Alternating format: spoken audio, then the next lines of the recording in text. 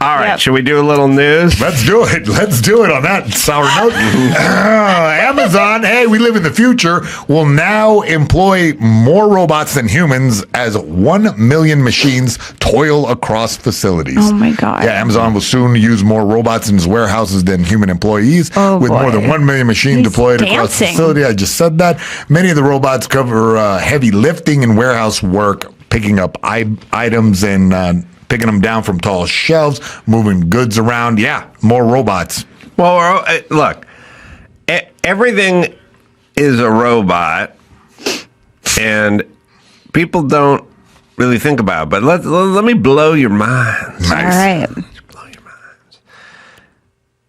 In a way, a donkey is a robot, and a horse is a robot, and a camel's a robot. But they're living. But someone has to feed them. I know, but basically what man has done for a million years is they're like, we got all those logs and we got to move them. Yeah. I don't want to take 10 dudes and try to drag the log, but I'll get one elephant and hook the log up to the elephant and have the elephant drag the log out of there. Outsourced. Yeah. And I don't want to have 20 dudes walk in a circle endlessly with this mill grist and grist, but I'll get some donkeys to go in a circle and do it. And so we kind of went, we'll just use stuff, you know? And then like when you think, you know, when you go Malibu, where I go, and they're cleaning up after the fire. They got these long arm excavators. They park them on top of the hill, and they go all the way down, and they clean all the junk off, all the burnt debris on the side of the hill. You can get 20 people to do it, but they got to go down and drag the shit up. So you got one dude Doing it. and he's in a robot. You got one guy's operating a robot that's doing the work of 50 guys. Yeah. So then we go, what about robots? It's like, well, we got a robot. We got a guy driving an 18-wheeler. It's got 200 tons of shit in the back, and there's just one dude with a GED driving that thing to Kentucky, and it's not us carrying it. It's a robot, and eventually we'll get rid of the one dude. Yeah. That's the way it's going to work. That's coming now. We already got rid of 1,000 people, and then we got rid of 200 donkeys, and now we got one dude. Yeah. And now we're going to get rid of the one dude. But that's the evolution. Yeah. Right. Terminator robots don't piss in bottles. That's a good point. And UPS drivers do. Yeah. And Yes, Amazon, you're right. too, they're notorious for it because they try to, milk every last drop out of the human workers they can. And so guys have to pee in bottles during their shift. Listen, Ew. it's right. It's a whole Nuts. cultural revolution. I've found gross. so many piss bottles. Gross. Listen to me, you fucking animals. If you want to piss in a bottle, that's your fucking business, but do not throw it out on the side of my That's street. disgusting.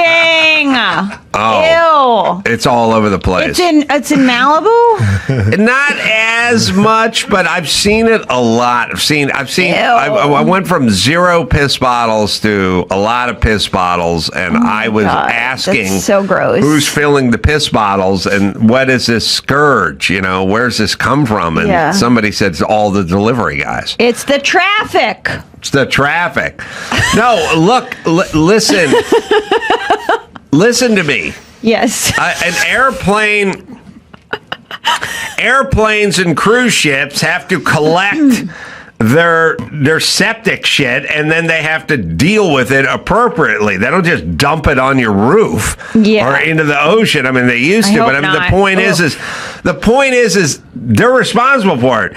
UPS, Amazon, if you got 200,000 trucks driving around, you got to put a little latrine in there, and you got to fucking deal with it, because there's no bathrooms to use, not in L.A. Nobody's going to let you, no gas station lets you use, no restaurant. You can't use any bathrooms in L.A. Yeah. So these guys are out on an 11-hour shift.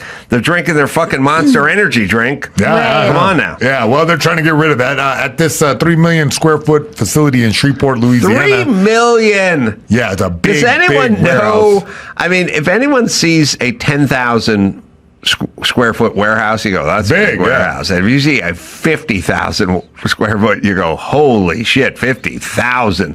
Yeah, they have 3 million. They have more than 6 dozen robotic arms to sort and stack millions of items. So it's a really automated facility for the most part. And can I say this? Yeah. People are always like, but do you trust a robot? You know, like, do you really want an automated truck? Do you want somebody making decisions or working this or whatever? On the way here, I had a 15-minute discussion with Mike August about interviewing Sammy the Bull Gravano. And I said, he's coming in today? Yeah, he's in. I go, oh, I didn't see him on the schedule. Oh, yeah, he's in. Sammy the Bull's in. And I had a long talk about what we're going to talk about. And then I came in and I went, Sammy the Bull's coming in? And they went, no, he's coming in next week. And I thought, oh, yeah, that's all I do with Mike is have retarded conversations where he's wrong about shit. And then I realized people go, you really want a robot working on the schedule? It's like, well, I'll tell you what we got now. We got fucking people. Yesterday I was like, it's on the phone with my assistant. I was like, show starts at noon today? She said, no, it starts at 1. I go, oh, I think I got an email. So it started at noon. No, Yeah. it starts at 1. It's on the thing. I put on the email. I go, No. I swear I just read an email. It said start at noon. No, it's 1 o'clock. I go, oh, yeah, I got the email. It says noon. Now it's at 1. I go, okay. So the point is who are we comparing the robots to? Our merry band of fuck-ups Right. that just fuck up everything like all the time, like every time. There's the dates on there. July 11th and 12th, Covina, Laugh Factory, 2 shows, and then it says Zanies. Yesterday it said 2 shows at Zanies and Rosemont. No, not 2 shows. No second show added. That was Mike telling Andrew, but he misunderstood. Mike misspoke. So what do we compare?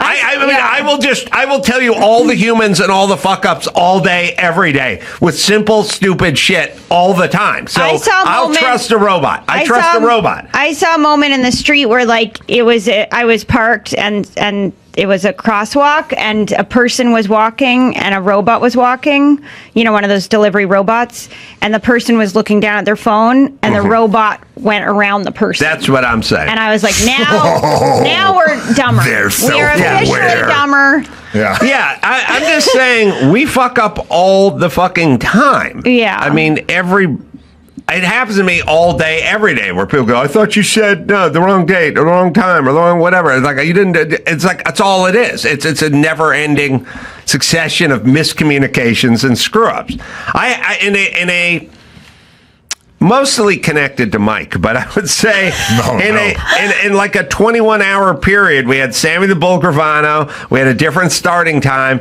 and we had a second show added that was never added in Rosemont in a 14-hour period. Like that's 3 fuck-ups in 14 hours. Like it's all day, every day. Yeah. I don't care that much, but don't worry about robots. Right. I guarantee they'll be better than us. Well, you could also argue that people are getting dumber because of robots. Yes. You know, that people are becoming more like robots because we're relying so much on the phones and the other things. Yes, we've lost our ability to concentrate. Yeah, so you could argue that too. I'm arguing that. And that's what I was arguing. No, My that's phone my thinks for me. Steal my I do what argument. ChatGPT tells me. Listen, to. I'm not going to sit here and listen to some sheep-stealing bitch fucking attack me in my own studio.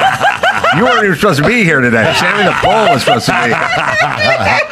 Oh, this is not Sammy? No, I'm going it's to talk not to Sammy. ChatGPT All about right, this. you guys want to keep being pissed off at AI? Here you go. Hertz customers good. outraged over AI-powered scanner that detects small marks and charges hundreds of dollars, including $440 for a 1-inch scuff. Yeah, Hertz customers are complaining. Yeah, and it's a nightmare because they can check every square inch of the car for any scuff or mark and then charge you a bunch of money for it.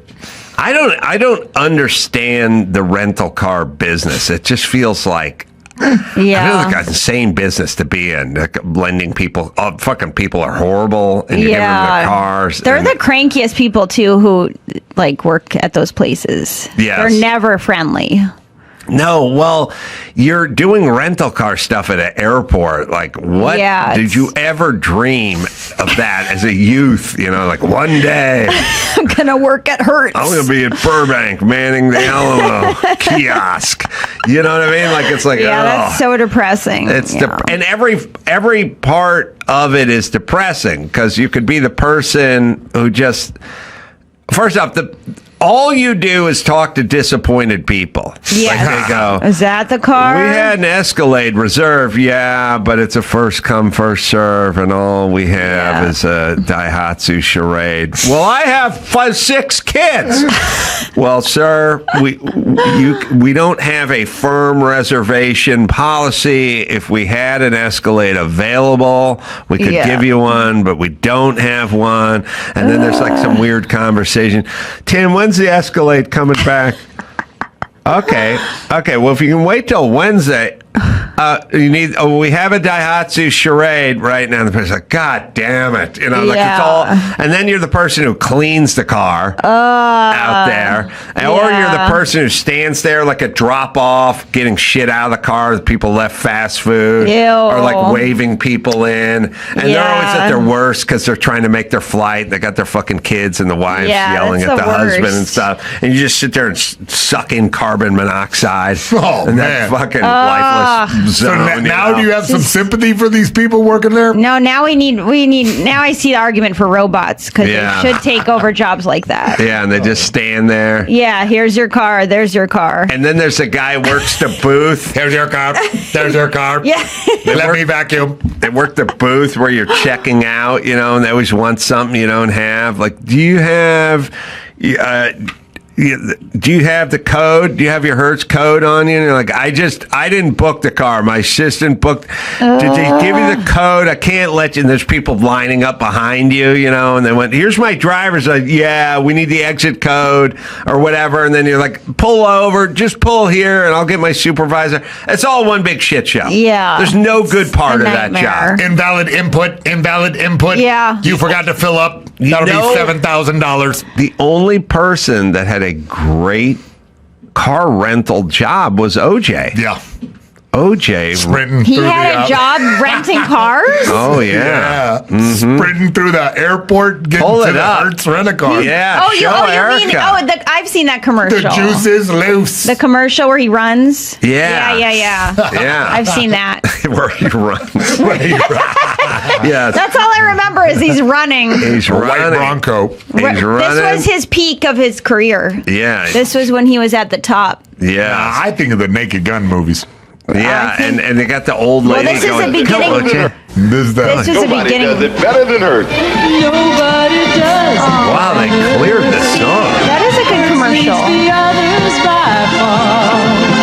Oh, they're all hot. They should be good-looking people Yeah, they're- commercials. Now there's just crying terrorists. The gay guys who love sheep. What it takes to rid you of Fairmont, Mustang, Yeah, LTD, or other these were the fine good old cars. days. The superstar.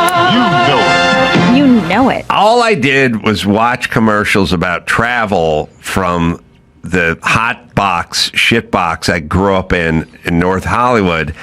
And nobody traveled in my family. No one had a credit card. No one went anywhere. We just sat there, just like poor people, just hot, Yeah. just hot, just sit and sweat in this box. Yeah. But I would see commercials.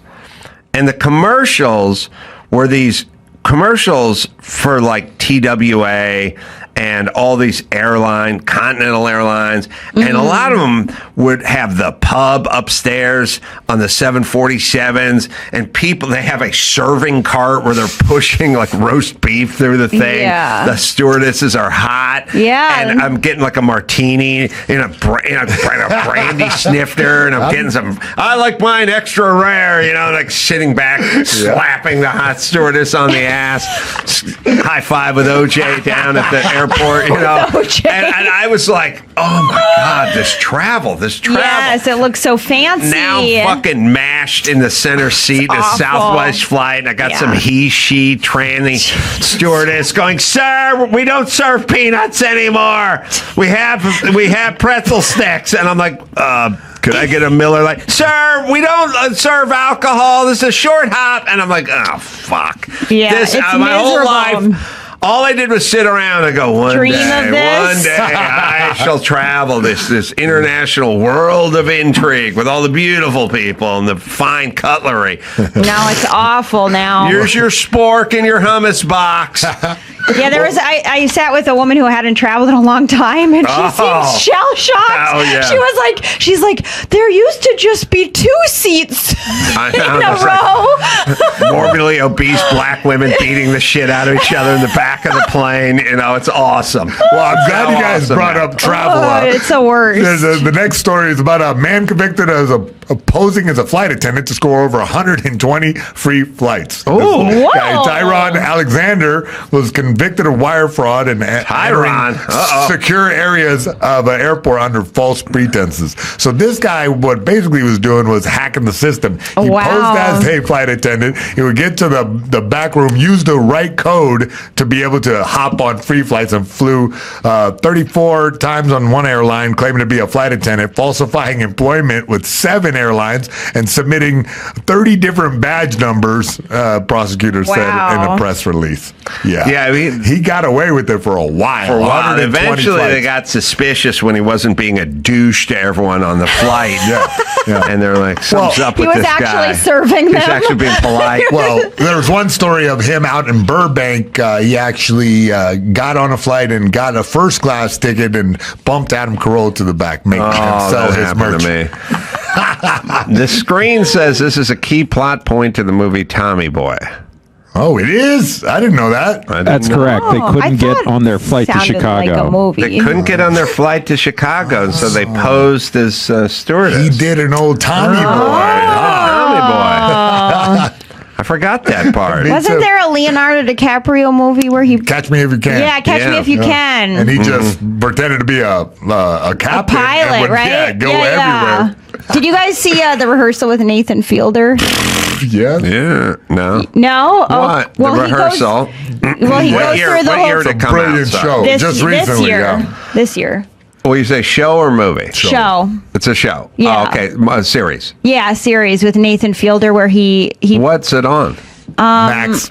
Yeah, HBO. Yeah, he's brilliant. Like he It's did a a whole pretty thing. interesting- Yeah. Nathan Fielder. Well, he had a theory Nathan for you. that a lot of crashes are caused because the co-pilot and the pilot don't communicate. And so he went through this whole, but he got obsessed with it, so obsessed that he became a pilot on the show just to prove his point. And it's pretty crazy. It's masterful. Yeah, it's pretty intense. Well, now, so it's a doc series? Sort of. It's hard to. It's like its own genre. Well, Nathan for You was his original show. What he does a kind of a bit of trolling where he puts you in this situation where you have to figure it out. And every one of his bits, I have this similar through line where he's sort of doing something, I don't know, not exactly above board, but Well, it's his a whole gray point area. is that you can rehearse life. Yes. So he puts people in situations where they can actually rehearse a real life situation. So then he takes it to the extreme where now it's pilots rehearsing, but he puts them through like the gamut of different experiments to try to get them to communicate, including having them judge like an American Idol type competition so they can get better at communicating with, rejection and things like that. But he's trying to pass a bill basically to increase communication with pilots and co-pilots. Oh, really? Yeah, it's actually really interesting. I'd recommend it. Yeah, it's good. I got to see the trailer. Find And the he trailer becomes for a it. pilot He does, on the show. I know. But he's not allowed to fly. He's not a commercial pilot. He becomes a commercial pilot so that he can fly all these actors one flight. But not a commercial pilot. I think he becomes a commercial pilot. I don't know. Because I think you have to be a commercial pilot in order to fly over a certain number of people. Oh, well, that's true. So I think he actually becomes a commercial pilot, and he gets HBO to pay for the whole thing, which is also kind of funny. Yeah. He gets them to pay for his schooling. Way to work the system. And then he also kind of finds out he's autistic in the process. Aren't we all? Right? Because he has a lot of trouble learning, but he sticks to it. And well, let's see if there's a trailer. Yeah. I'm surprised you haven't heard of him. Actually has a mission.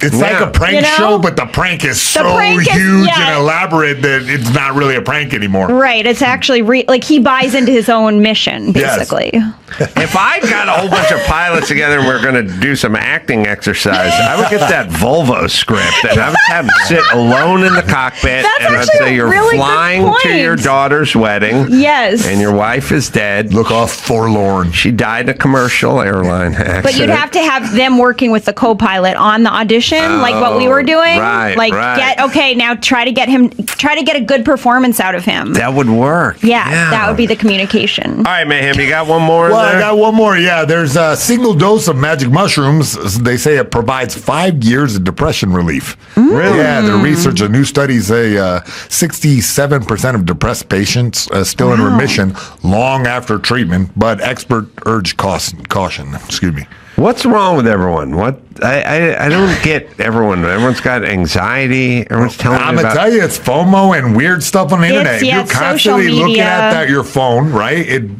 hacks your dopamine. Everyone's telling me how they feel all the time, and I'm like, why don't you go fucking do something? Like, Yeah. stop. Do sitting men around. tell you how they feel? There's an alarming number of young men who tell you about their anxieties with everything. yeah. And I'm like, you're a dude. You're not supposed to do this. Go fucking do something. Go break a sweat. Yeah. Go to Home Depot and go buy something and go bring it home and make it or something. Like, Yeah. stop fucking sitting around with thinking about all the shit you can't do or don't do or won't do. Yeah, it's a not doing. It's a not acting on things, I think. Yeah. Everyone's living a passive life probably because they're all living a life based on social media and things like that. Yeah, I don't know what's going on. You got to have a project. People don't get that. You part need a of life. You need a purpose. You need some a kind of purpose. Yeah. And for So- me, it's helping others. Just kidding. I like building shit. You like cars. I like cars and driving. Cars and plumbing. Oh yeah, I like packs, Yeah, pecs and Volvos. No, you got to have like. interests. You need interests. You gotta have interest, and then you have to have a kind of a. I tell people a beginning, a middle, and an end, and a whatever. You know, the big whatever race is coming up, middle of August. It's the historic race in Monterey, and look, I'm trying to get my car there, and I want to race the car. It's in the back here, but you got to prep it before it goes there because you can't just take it and race it. You have to do all the flush, all the fluids, and do all this stuff. There's a bunch of like prep and like safety stuff, and I'm like starting to think about it now, and I'm like, oh, what kind of tires they're going to let us run this year? They're going to tell you what kind of tires. The tires are on there are too old. You got to get new tires. You know, blah blah blah. And I was just like, thinking about it. And then I was just like thinking about being in the car and being out on the track with 45 other cars and stuff. And I was like, thinking about the types of cars that are going to be out there. And it's like, I wonder if I could beat some of those cars in this car or whatever. And I'm already there. I'm like, I need my equipment. I got to get my stuff. I got to get my gear. You got to fantasize about the future, or you got nothing. Yeah, about. it's stuff to do. Yeah, this study showed that the patients got experienced symptom relief. Yeah, I'll tell you the problem with. I'll tell you what's going on. Major depressive disorders. Too many people are into like other people and stuff. You know what I mean? And like, what's going on with P. Diddy? I'm like, I don't know. It doesn't. Got off. Hey, I said that earlier. I know. I don't fucking have a project. You have a project. You got to get a project going, or you'll go insane. You could be making a documentary. Not on P. Diddy. Yeah, I'm not that interested in P. Diddy. For the record, kind of am. I'm just saying, thought it was interesting that he got off. That's all. I'm saying like we're losing it, and dudes are losing it because dudes need projects more than women. Women historically could read a romance novel or something and hang around or something. It was fine. They didn't go out of their fucking bean. Yeah. Men need to be physically. Men are basically. They're like a Labrador or something. Like you got to run those dogs. Like they got to come back tired. You got to take them out. You got to run them around. Yeah, like, yeah. They can't just fucking hang out. I fought a few men today before I came in. It's good. Yeah. You got to run them. But physicality is always good for depression, even for women too. Everyone needs it. we took the men, we brought them all indoors. We had them just fucking watch porn on their tablet, and they're fucking they're eating their Going own brain, insane. and they're telling me all about their anxieties, and I'm like, I don't know what your anxieties are. I don't know what that is. Just fucking go get busy. And then when I'm telling everyone to go fucking get busy, everyone is telling me he doesn't have to do that. He doesn't have to go wash his own car. He doesn't have get the guy from TaskRabbit to come over and do that. And I'm like, do it for yourself. Do it for yourself. Do it for yourself. Yeah. The amount of time people have been like, get them to bring the food. I go, no, go get your own food. Go get it. Go get no, but they'll bring it. Get the TaskRabbit guy to pick up the food on the way to coming over. And it's like, I don't do it. I'm telling you, get a fucking project. Yeah. You will eat your own brain. Too many guys sitting inside, too much air conditioning, too much phone, too many thoughts, too many. It's this narcissistic thing about what people are saying and whatever. Yeah. You need to be, I mean, you just had the great Brad Pitt. He did his F1 movie. The guy's been there, he's done that. And he was like, sitting in that car, that's an experience I've never had in my life. What experience? Him in the car, him in the F1 car. Oh, you mean not the guy in the commercial you're talking about? Okay. Yeah, I'm talking about Brad Pitt starring in the Volvo commercial. Oh, okay. Sorry, I didn't know it was Brad Pitt. Brad Pitt made an Didn't recognize him. Well, he made an F1 movie. I figured it'd been. They've shown commercials. It's been around a little bit. Okay. Yeah. All right. Well, even Brad Pitt's going on talk shows talking about his feelings now. His feeling is when he was sitting in that F1 car, it was nothing. It's like nothing he's ever experienced, and he wasn't thinking about anything at that moment. Right. And you need a little bit of that. Yeah. A little bit of that. It's not about me. I'm in this moment, and this is what's happening. The argument for mushrooms, though, is that maybe it could take the place of a lot of drugs, that prescription drugs. People are are also over medicated. So they're all numbed out. They don't even know where the fuck they are. Everyone's on. Knock it off with all the fucking medications. Yeah. Knock it off with all your stomach. And I can't eat this. And here's how this makes. Everything is like. Here's how this makes me feel. Here's how this makes my head feel. And this is how it makes my stomach feel. Knock it off. You're all hypochondriacs. Go fucking break a sweat. You ate mushrooms before? I had magic mushrooms back in the. Yeah, that's what I'm saying. What we're talking about. Well, no, I don't mean like a mushroom omelet, but what I mean is I mean like mushrooms, grown in cow shit, like a handful of like mushrooms. Oh, wow, the real stuff. Well, what do you mean? It's the same thing. What's the same? They make it. Psilocybin. Yeah, I know, but this shit is psilocybin. I know, but this stuff is something. Been what is it? Cultured, homogenized and powdered and whatever. It tastes good. No, they put it in little pellets. That's all. Yeah, they're talking about they're chocolate. They grow them the same way. I've done it with the chocolate, like the microdosing with the little chocolate. Yeah, I'm saying I had a handful of fucking. You had to shove peanut butter in them so you could. Oh, but they got the technology now. He's like, back in my day, we had to grab our own mushrooms from the dirt. I ate mine straight out of a cow pie. They didn't come in chocolate. No, I was like, I got it. Yeah. Yeah. Yeah, I mean, well, all I'm saying is I know you're talking about magic mushrooms. I'm just saying I physically had a bag of mushrooms, not chocolate pellets or whatever. Yeah. But you get to the same place. And then what? You were happy for years after that, it seems like. Did it do anything? Maybe it's time for a revamp. Did it do anything or no? One time, I was high on mushrooms, and you gotta worry about mixing your drugs. Yes. No, don't worry, I know. No, you're not. No.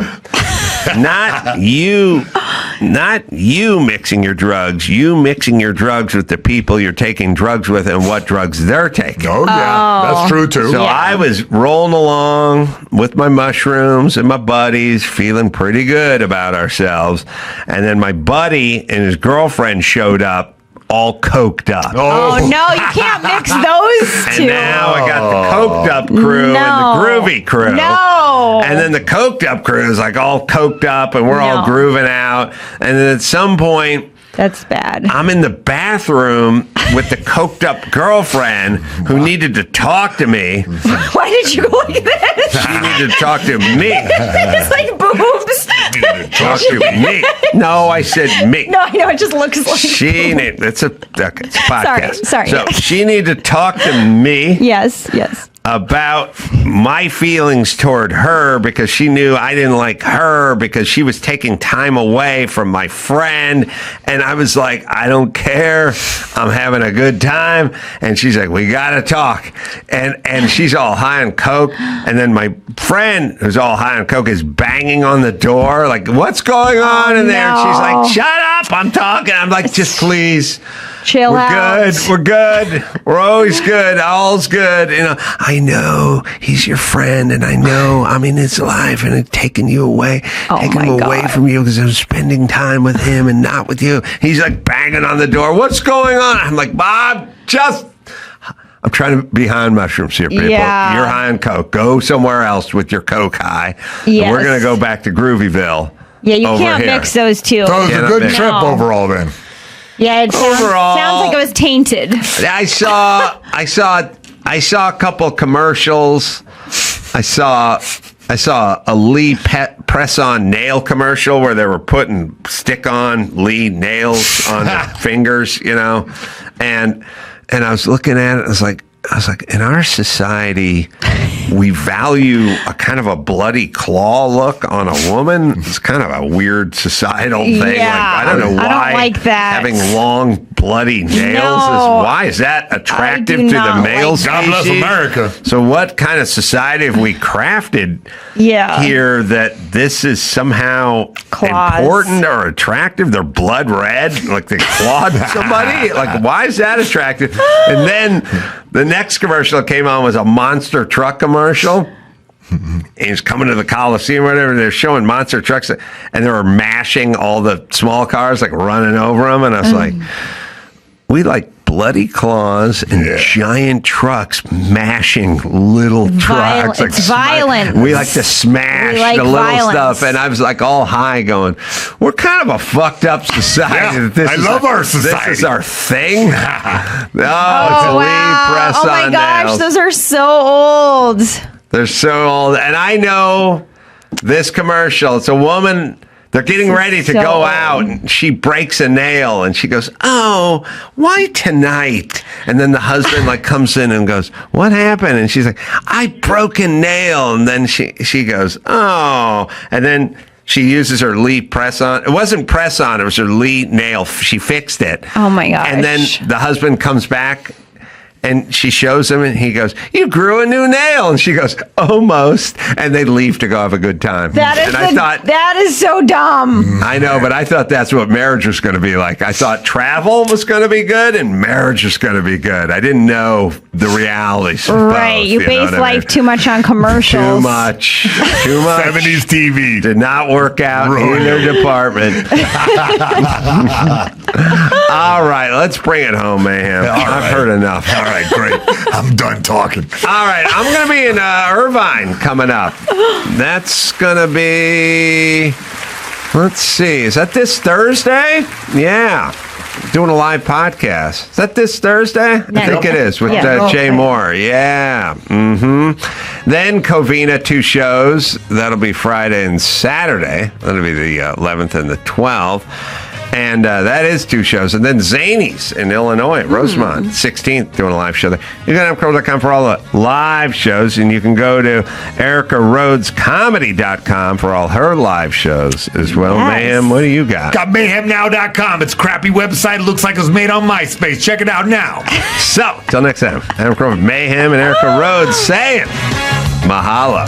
All right, what do you got in the news, Dawson? Well, let's go to the Southern Hemisphere first, because this is amazing. A Brazilian state legislator has sparked outrage this week, or last week, after blackfacing by smearing dark foundation across her face and arms during a speech in the Sao Paulo Assembly. Fabiana Bolsonaro. Kind of hot. Yeah, she decided to protest after a person named Erica Hilton, who's actually Eric, made history as the first openly transgender woman elected to Brazil's National Congress. She was appointed the chairperson of the Commission for the Defense of Women's Rights. Aha, the dude who's posing as a chick. So Bolsonaro went to the lectern and made a whole bunch of sense. Sendo uma pessoa branca. As a white person, having lived through every experience as a white person, now at 32, I've decided to put on makeup, to dress up as a black person, to cover myself up and let only the outside show. E aqui, And here I eu ask, pergunto, so what now? e agora? Have I become black? Virei negra? I love that, by the way, senti other countries are desprezo. going nuts too. It's not just us. Yeah. Like the amount of trans talk we have to have is fucking insane in this country. Well, this woman's got bigger balls than the dude Mais deveria who's ser. in charge of women's Eu rights. te pergunto, Now, see, I ask you, the one watching me, eu me pintando as I negra, paint myself black, I feel firsthand the pain that a black person has felt because of racism, because of not being able to get a job. eu tenho uma tia, I inclusive, actually have an aunt who, before the 1990s, went looking e ela é negra. for a job, E ela, and she is black. She said that during the job interview, she did great, mas aí but then the people conducting the interview você disse o seguinte: você said é the ótima. following: "You're great. Eu gostaria muito de contratar. I'd really like to você, hire you, but you're mas você black. é negra. E aqui a gente não contrata pessoas negras. We don't E aí, hire black people." Eu, I learned that from watching Good Times. So she says, eu tô negra agora. "Am I black now?" I love her. Sentindo as dores de uma mãe que tem o filho que sofre tudo que sofre All right, na we rua got por ser it. negro.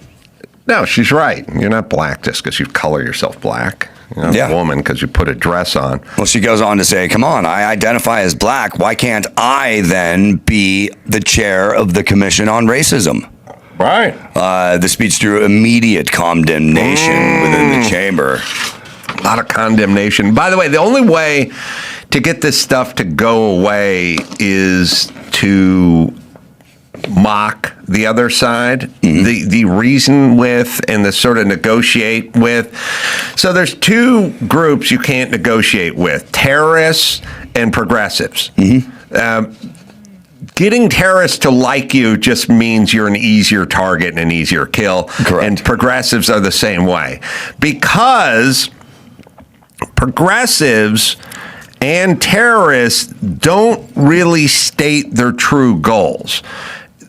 If their true goal was to just get along, but there's a misunderstanding, then you could get along with terrorists and progressives, but they both want you destroyed because you think differently than they think. And that's the part they don't really tell you. Right. So you apologizing and going, no, you misunderstood what I was doing, or I have a lot of black friends, or whatever you're going to say to them, it never works. So you just have to go fuck off. And I remember exactly where I was sitting with Tucker Carlson like 8 years ago, where he goes, "How does all this end?" I go, "Everyone has to start making fun of the other side and mocking them, Yeah. and not enjoying." And by the way, And bringing back shame. They might start to feel it a little bit. Dr. Drew would say to me all during COVID, "Why do you have to punctuate every one of your tweets with calling people a pussy and a sheep, and call them all soft, weak, Yes. cowardly pussy sheep?" Yes. And every time someone would go, "I lost my Nana," I'd go, "Get under the bed, pussy." And Drew was always like, "Why do you have to do that?" I was like, "Because it's the only thing that makes them fucking stop is the shaming part and the mocking." Well, they also part. see that you're not a soft target, that you're going to. No one's asked it. Yeah. People haven't asked me to apologize in Right. 9 years. And I say horrible things every day. But though, I'll tell you how you get him to do it. Mark Garrigus' favorite tweet of all time, when I was what I was saying to the school board, look, you guys are either cowards or pussies, or you're corrupt. Open the schools. And I just called them, the school board, cowards and pussies and sheep, and told them to open the schools. Right. And then wrote back, Carolla sitting in a $7 million mansion is with his white privilege is like Carolla sitting in a $7 million mansion telling us to go back to work or endanger our kids. And I just wrote back 7.3, which is all I wrote, which is how much the house cost. And I don't know, Mark Garagos was in love with that. I don't know why I love that. You can't go, I have kids too, and I'm a father, and I worry. Fuck off. 7.3, bitch. Now go back to your job. Right. That's the only thing that will get him to fucking do it.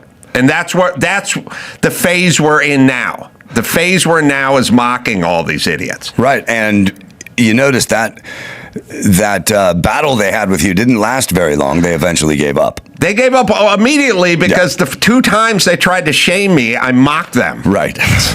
Right. And it so worked. they leave you alone because there's nothing. You're a cow with no milk.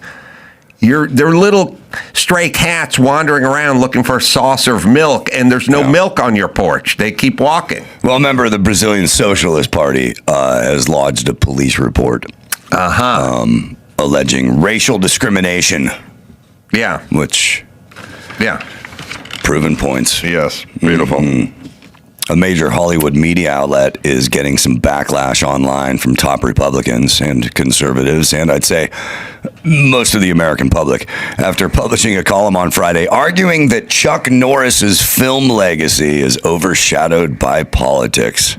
Yes. It's a Variety opinion piece. The headline is, go ahead. Chuck Norris was a great action star, but politically maybe overshadowed his, but politics may overshadow his legacy. Is that necessary?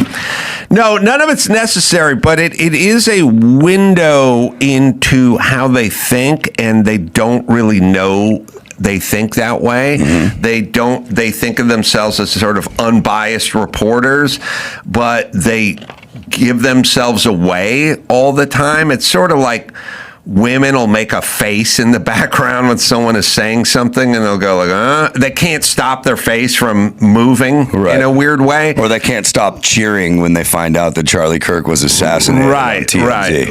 And so, on TMZ. That was beautiful. Yeah. So touching. But yes, and so they can't stop it. Women have more trouble stopping it. Men are sometimes have a little more composure. But what I'm saying is they are correct in their own head in that if you walked around, right, and you just go, I agree 100% with Mark Ruffalo, right, and I disagree 100% with Chuck Norris. And then Mark Ruffalo dies, then you write an article. It's like, great celebrated actor Mark Ruffalo dead. Now, you don't go controversial politics. No. Those are your politics. It's not controversial. You know what I mean? Exactly.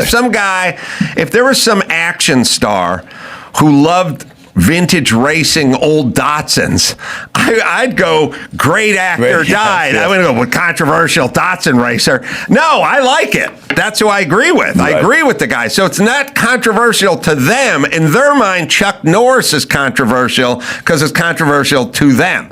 And it's the same as when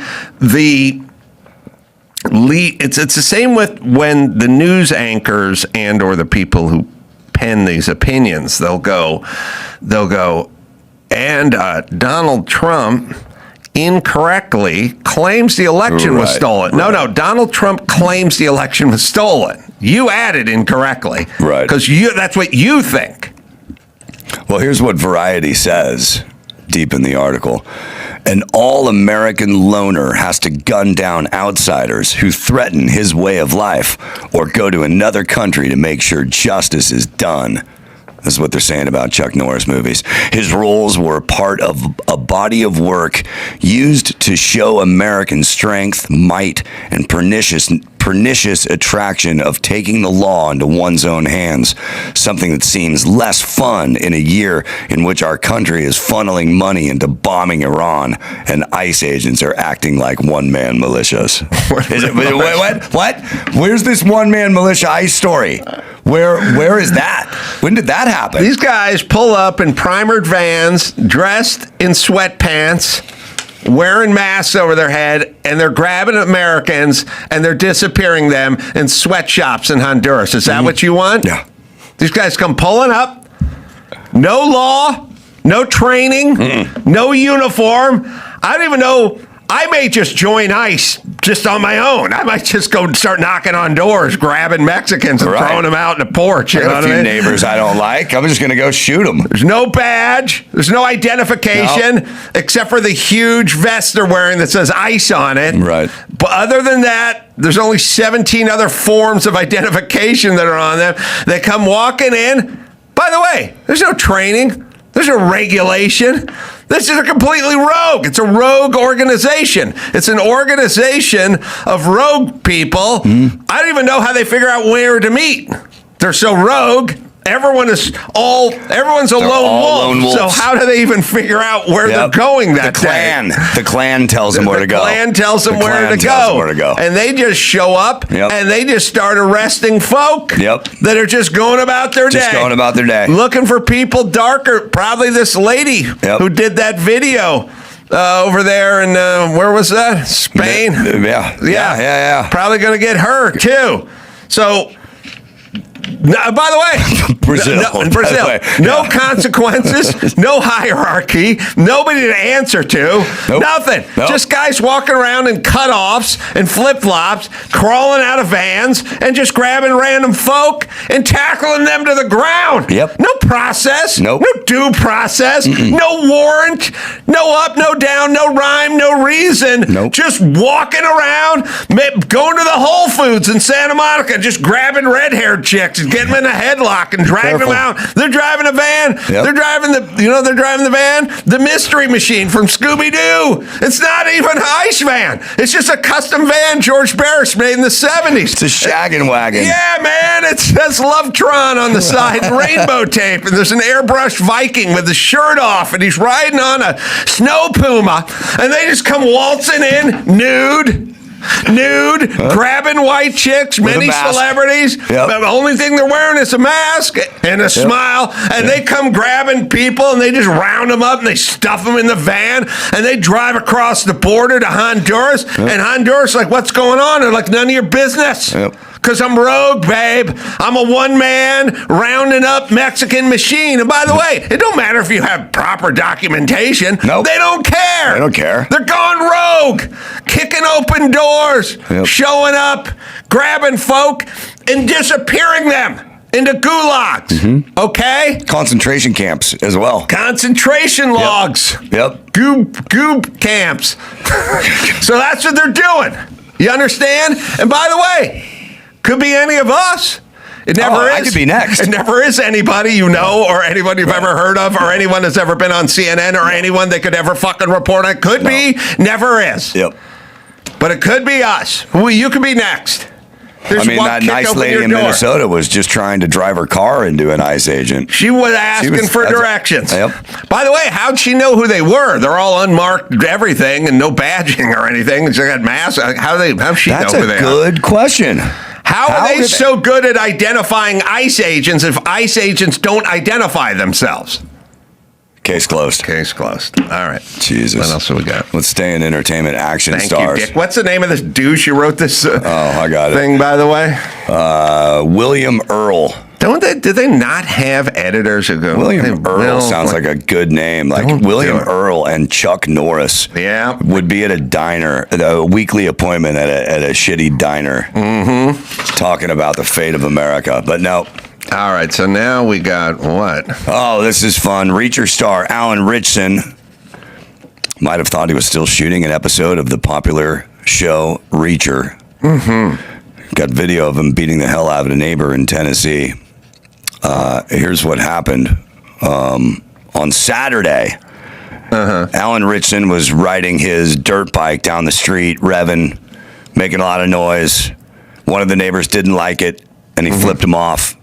Alan Ritchson flips him back off. And then Sunday. Alan's been in here before. Nice guy. Totally nice guy. Nice guy. He comes back on Sunday with his two kids on motorbikes.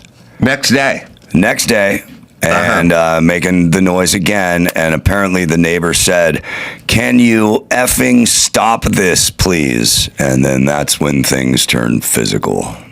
Oh, and someone's filming it out the window. Mm-hmm. Oh, the guy's laying on the ground. Beating the guy up. The guy's crawling around. And the guy, And he kind of, what's he doing? Is he giving up? Is he going back to Reacher? He dumped his bike. His kids are sitting there. Is he on a... It's a Kawasaki. Oh, the bike's running. Oh, that's the worst part. That's what you don't want in court. It looks like a street bike and not a dirt bike, and he dumped it. Yeah, it does look like a street bike. He dropped it and he let it run, but there's another dirt bike back there. So who the fuck's on the dirt bike? And the concerned neighbor who just got pummeled is on his feet, man, still talking shit. And by the way, he screwed his bike up. His kids. And then his kid's falling, but yeah. So his bike is laid down the street and it's running right now. And it's in gear, it looks like. Not looks like, but it behaves like. Yes. And the throttle's turning the rear wheel. And so when he pulls it up, which, by the way, that meant he just dumped that bike and started pummeling that guy. He didn't put his kickstand down. He didn't kick slowly it get to off the neutral. bike. He didn't do it. And he just dumped it and started punching that dude. Wow. I like the guy. He's a nice guy, but that's a strange. There's got to be something more to this. Yeah, that's you don't just go batshit crazy with two of your kids behind you. I don't know. Maybe a little roid rage in there. I don't know. There's also going to be. I mean, that's a settled for an undisclosed amount. Sure. I mean, you put Garrigus on this case. He's going to get that guy to pay. And apparently, it looks like, if I'm seeing this correctly, it looks like the neighbor who got beat up lives in the house across the street. This is another neighbor filming this, I believe. Oh, right. This is another neighbor from the other side filming this. And it's always funny. You know, it's funny. Well, also, it's weird because there is a dirt bike on a kickstand for adults on the other side of the street. So it's kind of like somebody else went out there and rode some wheelies. But keep it going. So he picks up his Kawasaki street bike. His kids are on street bikes, by the way. Mm-hmm. And so these bikes are street legal, which is a little different than being on a dirt bike going up and down the street. That's illegal. And this thing... Yeah. All right. So he's on a rice rocket, essentially. I don't know if we can say that. Yeah, anymore. Actually, the story says motorbikes. What I read was dirt bikes. Anytime I see a motorbike, I think motorbikes. Yeah, you said dirt bike. So it changes the context of it a little. Okay, so here's the... If you're... Oh. Yeah. Okay, if you are going up and down your residential street on a two-stroke Honda 250 dirt bike, then neighbors sort of have the claim to go, hey, man, I'm going to call the cops because this guy's riding wheelies and making noise and there's soot fire. You know, like a two-stroke dirt bike. It's a little nasty for the street, but he's on a street bike. So... you don't really have the claim on a street bike. You can still go. The guy's just going up and down and throwing revs and annoying everybody. Right. And also, I don't know what the legalities of... there's no more laws involving kids in motorized bikes or motorcycles. When I was a kid, was one big, you're going to get busted if you take that mini bike out on the street. Now I see whole gangs of mini bikes going by. I see kids on electric bikes going down the sidewalk at 40 miles an hour. There's guys on scooters, like everything with two wheels. Every kid's on it. No one's getting a ticket. But his kids are on street bikes, mini street bikes. By the way, if my dad ever said to me, hey, this neighbor's being a son of a bitch, grab your bike and let's go throw some revs, I'd be like, hey, Dad, you never bought me a bike, and you don't have one either. So go back to the sofa. Yeah, so there's going to be some suing going on. There's going to be some suing going on. The way the law works in this is the famous person pays. Yes. And the video is going to... enforce that. Now is a good time to say that Reacher Season 1, Episode 5, one of my songs, City of Angels, is in that episode. Season 1, Episode 5. Oh, yeah, so just that's go right. back and watch that.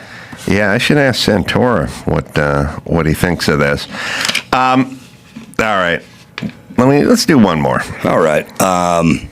Well, just over 83 years ago, Franklin Roosevelt called the Imperial Japanese Navy's December 1941 attack on Pearl Harbor a date that will live in infamy. Mm-hmm. On Thursday, President Donald Trump turned it into a punchline. Ah, that's so good. Let's play it. Very hard. And we didn't tell anybody about it. Start from the because top. We wanted surprise. We went in very hard, and we didn't tell anybody about it because we wanted surprise. Who knows better about surprise than Japan? Okay? Why didn't you tell me about Pearl Harbor? Okay? Right? You know, he's asking me, no, you believe in surprise, I think much more so than us. And all right, hold on. You have to hear the part. We don't need it, but you have to hear the part where the guy who asked him the question is in Japanese, like sort of broken English. Mm-hmm. The guy who asked him the question is Japanese. Okay. That's the part that really makes it funny because it's not like he's talking to the prime minister.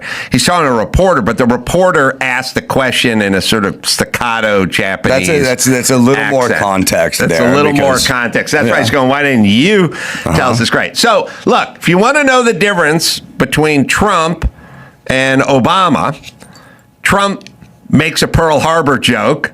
He's dead nuts on. And Obama goes to Hiroshima and Nagasaki and apologizes for us dropping a bomb on the people that started the fucking war and raped everybody and enslaved everybody and tortured everyone to death. And we would have wasted another 400,000 souls trying to invade their mainland, and we would have killed 2 million of them. Obama thinks it's a good idea to apologize to them. That's it. And Trump thinks it's a good idea to make fun of them. And that's all you need to know, kids. Mm-hmm. Obama goes in there, puts his fucking tail between his legs, does one of those, I love this country, but bullshit. You've never said anything good about this country ever, neither's your fucking wife. So you go over there and beg for forgiveness, and Trump makes a joke about a surprise attack, and that's the difference, and that's where the mocking comes in versus the apologizing. There's never been a greater time to love your country. All right. This weekend, Friday, Saturday, Norfolk, Nebraska, District Center. Early show Friday, sold out. I don't know, maybe some still for left. And then Sunday, Lincoln, Nebraska, 2 shows there. Late show, or the 7 o'clock show, sold out. So we had a 4 o'clock show. You can just go to adamcarolla.com for all the info. Until next time, Sam for Dawson and Pete Holmes saying mahalo. All right, let's see. We got news now with Dawson. I got stuff to get into as well, but let's get started with the news. Well, this is a big story in the state of California, although no one in California seems to be paying attention to it. Dana Williamson, who was Gavin Newsom's former chief of staff, she was indicted on federal charges alleging she was involved in a scheme to steal campaign money from Health Secretary Javier Becerra. Now, this is the way the LA Times says it, steal campaign money. It was essentially laundering. The federal indictment lists 4 co-conspirators, and here's what it says. That they developed a plan with Sean McCluskey, who was a longtime Becerra aide. Wait, is that Javier Baccaria? Baccaria. Yes, that is Baccaria. Wait, what was his first name he called him? I think he did call him Javier. Let's see. I thought he screwed up his first name too, but let's see if let's see if we got Biden doing the Javier Baccaria one. That's fine. Oh man, never have the sound up. It'll be on ST3. All right, we'll figure out the sound on this thing. But anyway, Javier Baccaria. Let's see. Here we go. And I'm grateful to the members of my COVID team that I'd like to introduce to you now, who will lead the way. I'm really proud of this group. For Secretary of Health and Education Service, I nominated Javier Baccaria. All right. Yeah. There's Kamala wearing a mask. Okay. The guy who's talking, the guy whose mouth is opening and breath is escaping and spittle and particles are attached to that, wears no mask. The person that sits in silence behind the person that's talking is required to wear a fucking mask. Ladies and gentlemen, does anybody understand what was going on? The people who go up, they sit in silence, and then they walk up to the dais and they remove their mask, and then they start bloviating. That's when they start.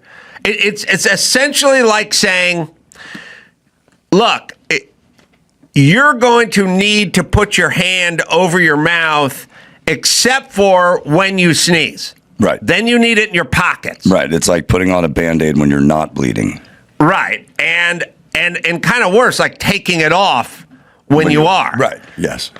So he wants to thank his COVID team, the group of fucking retarded liars who fucked up our society and your kids. That's the group. And part of that group was Javier Baccaria, who's Becerra. Now, it's got to be clear that Baccaria is not included in this indictment. He's not implicated. Can I say this? There is one good thing about all of these chicks who are being corrupted, who are getting brought up on this charge or that charge or forged papers or Fannie Willis or all these fucking corrupt bitches, all of them. Can we finally put to rest this shit I've been hearing my whole life? Like, if we had a woman in charge, none of this would happen. We're going to triple down, dude. They're just as bad, maybe worse. And by the way, a female of color in charge, they're all fucked up too. No. So please, can we just, here's what I want to say. Can we just put to rest this if we had a female or a female of color things or a male of color, none of this shit would happen. Turns out they're every bit as corrupt and inept as old Whitey used to be. Even maybe more so. more. It feels like their batting average is even worse than old white guy. So here's what happened. Baccaria. Or maybe old white guys knew how to get away with it. Yeah. All right. So yeah, that's true. Baccaria, when he went to work for Biden, he had a leftover campaign account that was dormant. He took an aide with him who took a $180,000 pay cut. That was Sean McCluskey. So McCluskey wasn't happy about his $180,000 pay cut. And so these four people allegedly defrauded the old campaign account by having one of their wives collect money for work that wasn't done, and Dana Williamson was the ringleader of this whole thing. It's also literally impossible to create a situation where you have politicians who are not underpaid, but they're not paid commensurate with what some people could do in the private sector. You know, they do okay. You know, they're somewhere between. But you're expected to do shit in the private sector. Well, that's a good point. But how can you expect this scenario? This scenario is you get paid a little bit more than a fireman. A little bit more. Not a lot more, but you get paid a little bit more than a fireman or a cop.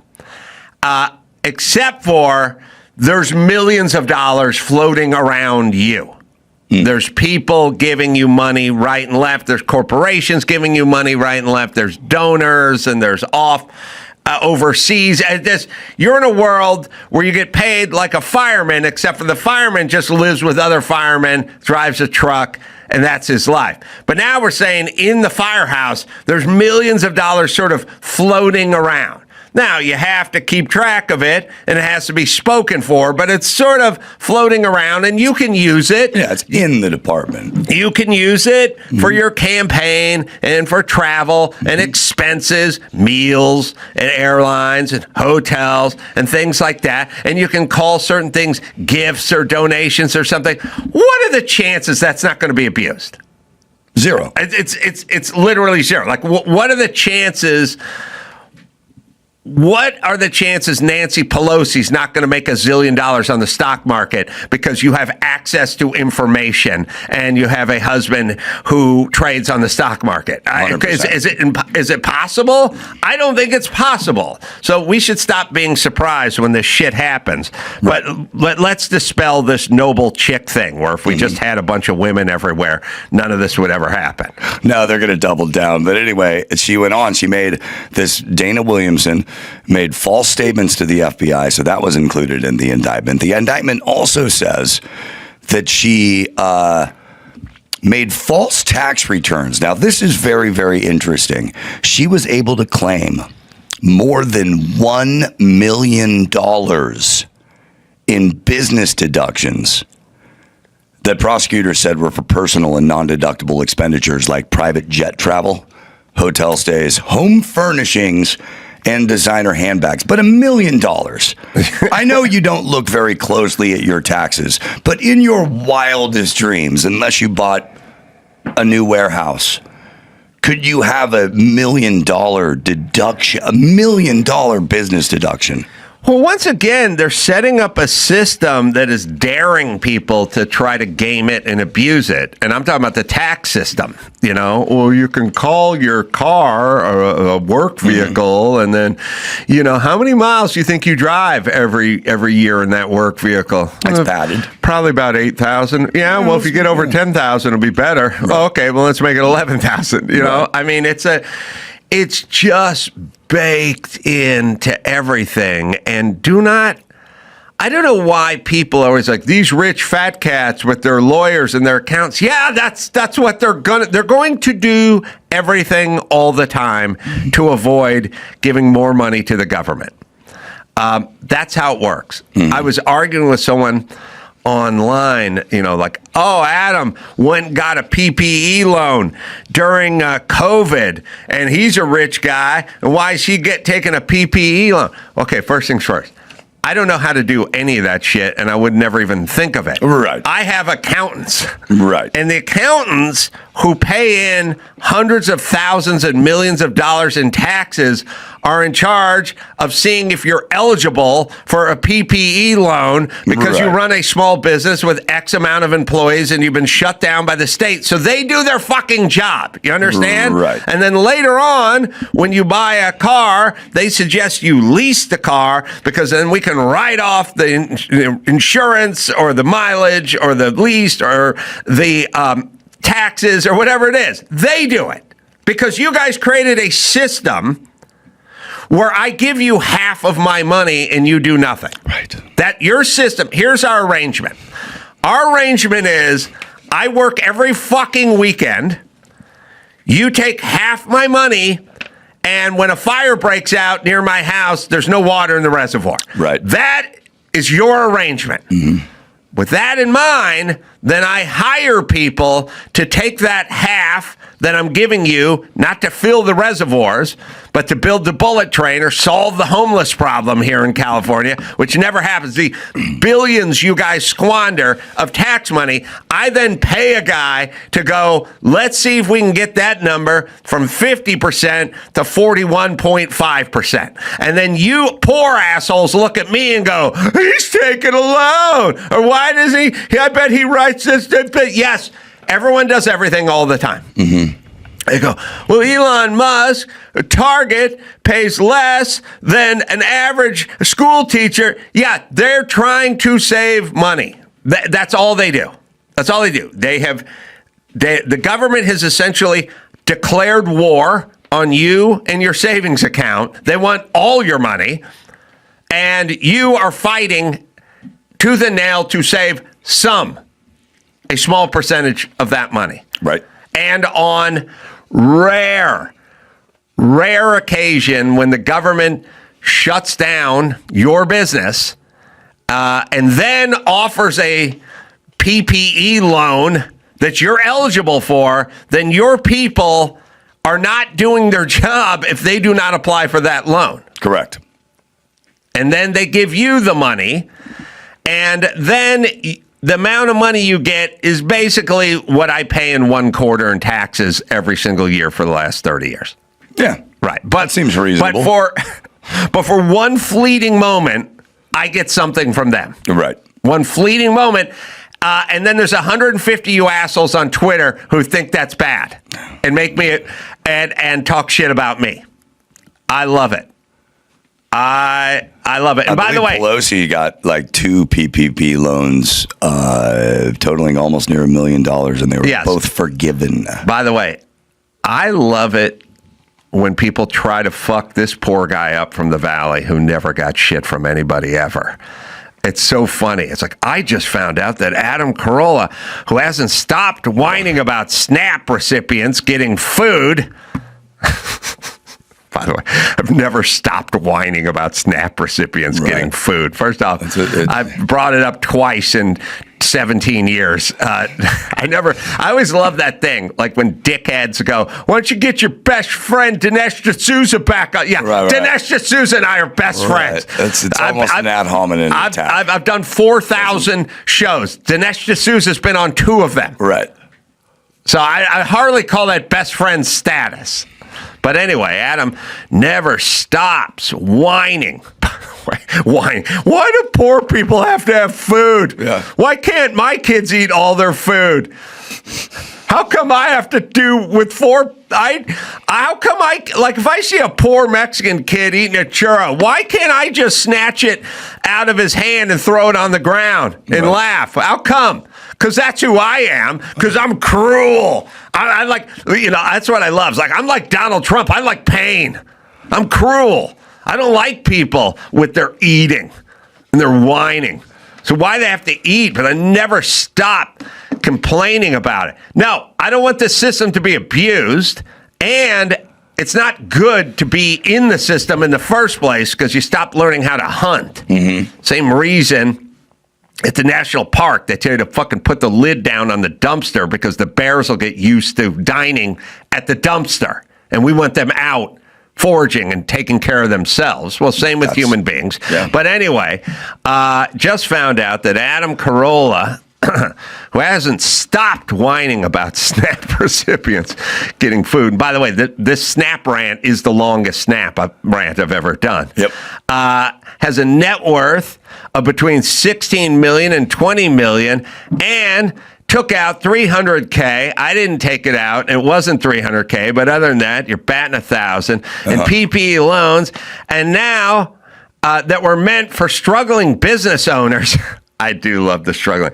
They were meant for anyone. At the time, we were a struggling business. All of our advertising dropped. There was no way to pay the salaries of like 14 people. Well, also, hey, douche, I supply salary. I created a business that other people benefit from because there's tons of people. It's not, obviously, there's the people who come into this building, and then there are a bunch of people who aren't in this building. They're salespeople, and there's everyone. The whole point is I have gotten a lot of people paid via my endeavors. Yes. And a simple thank you will be fine, except for it's always fuck you to the guy. And somehow the people that don't do shit are the noble people in our society. Fucking retards have flipped the script. You got it all backwards. And by the way, the day you get rid of all the people who create the jobs and all the fucking noble people who take SNAP, we're done. And that's your utopia, but it's everyone else's hell. But anyway, I took this loan again. By the way, it's like people are funny. People accuse me of stuff like, you took that post down and stuff. I go, I don't even know how to take a post down. Right. I've never taken anything down. I would never know how to apply for a loan. It was applied for me. And then I was informed that we were eligible for it. I didn't even have to do a thumbs up or a thumbs down. You can't even They did their job. I can't even spell. The person applied, got it, and then informed me. Right. Because they knew they were doing their job to apply for it. Right. And they also knew they weren't going to need to check with me. If we complied, nobody broke any rules. Right. If we were eligible for a loan that they were offering because they closed my business, then my tax guy and my money manager it's a dereliction of duty if they don't apply for it. Right. Okay. Right. So that's what I did. But anyway, I hate those kids with their food. And anyway, that was meant for struggling business owners. They never know how it goes. You go back to accountants like this who are doing their due diligence. Hold on. I just, in case anyone ever tries to shame me, it never works. It never works because I was poor my whole life and I work every fucking weekend. Right. So, and I fly Southwest. So please, it'll never work. My reply was, tell me how much you paid in taxes last year. Then I will tell you how much I paid last year. And then you can shut the fuck up. Well, this person in another tweet, first of all, spelled your name wrong and then made a bunch of false accusations like you were a Nazi and a pedophile and whatever. And the only thing you replied with was, it's Carolla. C-A-R. Spell it. I love that. I love the pedophile. Right. Yeah, let's see. I don't know. We can probably find the Nazi pedophile one too. I do not want to give my detractors any tips, but overusing the word Nazi is not helping you. Sure. Remember 10 minutes ago when you retards fucked out racist and now no one cares? Yeah. Now you're going to fuck out Nazi and pedophile. Yes. There it is. This is Adam Carolla attacking people who can't afford to eat. He's a pedophile supporter with no talent. And you're like, it's spelled Carolla, not Carolla. That's right. Good. Well, speaking of the people doing everything they can because accountants do it within the law. Your accountants did the right thing within the law. These people in the California government, this Dana Williamson, believed she would never get caught. Yes. And had Trump not won this election, she might not have ever gotten caught. But she's facing 23 charges, including conspiracy to commit bank and wire fraud. Yeah, listen, I want to say to people all the time about all this stuff, what's Trump doing? Hey, well, this is retribution. Yeah, retribution for what? This is payback. Payback for what? This is revenge. Revenge for what? Yeah. Well, you trying to put him in jail for 4 years. That's what he's doing. Exactly. Now, here's the good news. If you didn't do anything, then fine. This person's trying to bust me on a PPE loan. Yeah. I didn't do anything, though. It's all above board. Right. So knock yourself out and go talk to my accountant. Right. So you go, well, what if Gavin Newsom comes after me for a PPE loan? Then I go, well, I didn't do anything. It's all according to the law. Exactly. So then I'm fine. And they go, are you okay with Gavin Newsom? Yeah, I'm okay with it. If I didn't do anything, then no, I'm not going to jail. And neither's anybody. Right. This thing where it's like, oh, he's declared war. If there's nothing there, there's nothing there. And what happened to nobody is above the law? I can't wait to watch Swalwell go down. That's going to make me so happy. I'm just saying, if you didn't falsify some loan or say you worked in lived in a residence you didn't live in or whatever, if you didn't do any of that, then by all means. These are the same assholes. They did the same shit with stop and frisk. Like, you think it's okay to stop 17-year-old black men walking down the streets of Manhattan? Well, if you don't have a gun, then you don't have a gun. Right. If I'm walking down the fucking street of Old Town Pasadena and I pass a couple of cops and the cop goes, are you packing a pistol? I would go, no. And then they'd go, can you pull up your sweatshirt? And I'd go, there you go. And they go, all right, have a good day. That's fine. I don't have a gun. I didn't do anything. I'm not going to jail. There's nothing. And am I offended? Not really. I kind of like them out there doing that. Sure. I'm fine with that. So whoever, if you didn't do anything, then good luck to Trump.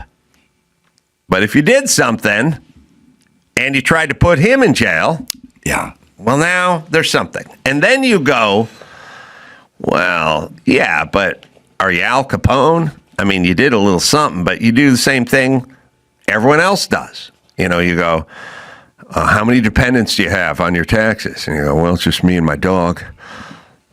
3. So is that legal? Well, not technically, Was everyone do it? Yeah. Okay. So what's the problem? Well, the problem is you tried to bust your opponent on claiming too many dependents. The problem. And now he's in charge. And guess what? He wants to know how many dependents you claimed. Yep. And then you go, what's the big deal? Everyone collect. Yeah, that's true. But you tried to put him in jail for that.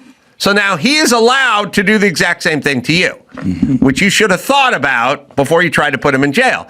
But I get your plan. Put him in jail, and then we'll never have to deal with this ever again. Right. But it's like, here's what I say to people all the time. Yeah, here's the deal. You are allowed to jump over your neighbor's fence and steal their hibachi. And 9 times out of 10, at noon on a Tuesday, you get away. And you don't see their car in the driveway. Yeah. You're going to get away with that guy's hibachi, and you can enjoy your teriyaki burger, and he'll be none the wiser. But once in a while, his car's at the shop, and he's home cleaning a shotgun. And shit happens. Now, did you deserve to get shot for stealing the hibachi? No, you did not. Of course not. But you jumped over the fence. And once you went over the fence, the second you landed in his yard, you rolled the dice. Unless you're in California. That's right. All right. What else you got? President Trump said he's going to sue the BBC for billions of dollars after the British public broadcaster published a misleading edit of one of his speeches. I did not know. I've heard the edit. We're going to listen to the edit, but I did not know it was this bad. Did you know that inside this edit is a 50-minute period? 50-something minute. Yes. So all he's been talking for almost an hour, and they made it seem like this all happened at once. So you start talking at noon, you say something at 12:03, and at some point they edit it into something you said at 1 o'clock. Yeah. Yes. Yeah. That's awesome. And they presented it as real. And Trump, he said, let's listen to this really quick. We're going to walk down to the Capitol, and I'll be there with you. And we fight. We fight like hell. And if you don't fight like hell, you're not going to have a country anymore. We're going to walk down to the Capitol, and we're going to cheer on our brave senators and congressmen and women. Yeah. There we go. And we got to fast forward 54 minutes. And we fight. See, 54. We fight like hell. Yeah. And if you don't fight like hell, you're not going to have a country anymore. Yeah. All right. Can I say this? Let me just say this to everybody. First off, I love the fact that they cook videos to only be negative against Trump all the time, but they're not biased. They're not biased. No. It's just that's the way it always turns out. You're an umpire who calls balls and strikes until your son is pitching, and then ones in the dirt are called strikes. But you're not biased. You're a good umpire. You just got a few bad calls in there. But you never call a strike a ball when your son is pitching. It's only one direction all the time. All right, everyone understand this. January 6th. January 6th was called the greatest attack on our nation's soil since 9/11, worst thing since Pearl Harbor, and so on and so forth. Democracy hanging by a thread, this close to losing democracy. Okay, the hyperbole, let's not call it hyperbole. Let's just call it the description around January 6th as our democracy was hanging in the balance in the midst of a full-blown insurrection, a full-blown insurrection, and our democracy was hanging by that. Like let's just say I took a founding father, and I reanimated him, and I said to George Washington, I go, look, we're going to have a situation in the future where there's an insurrection.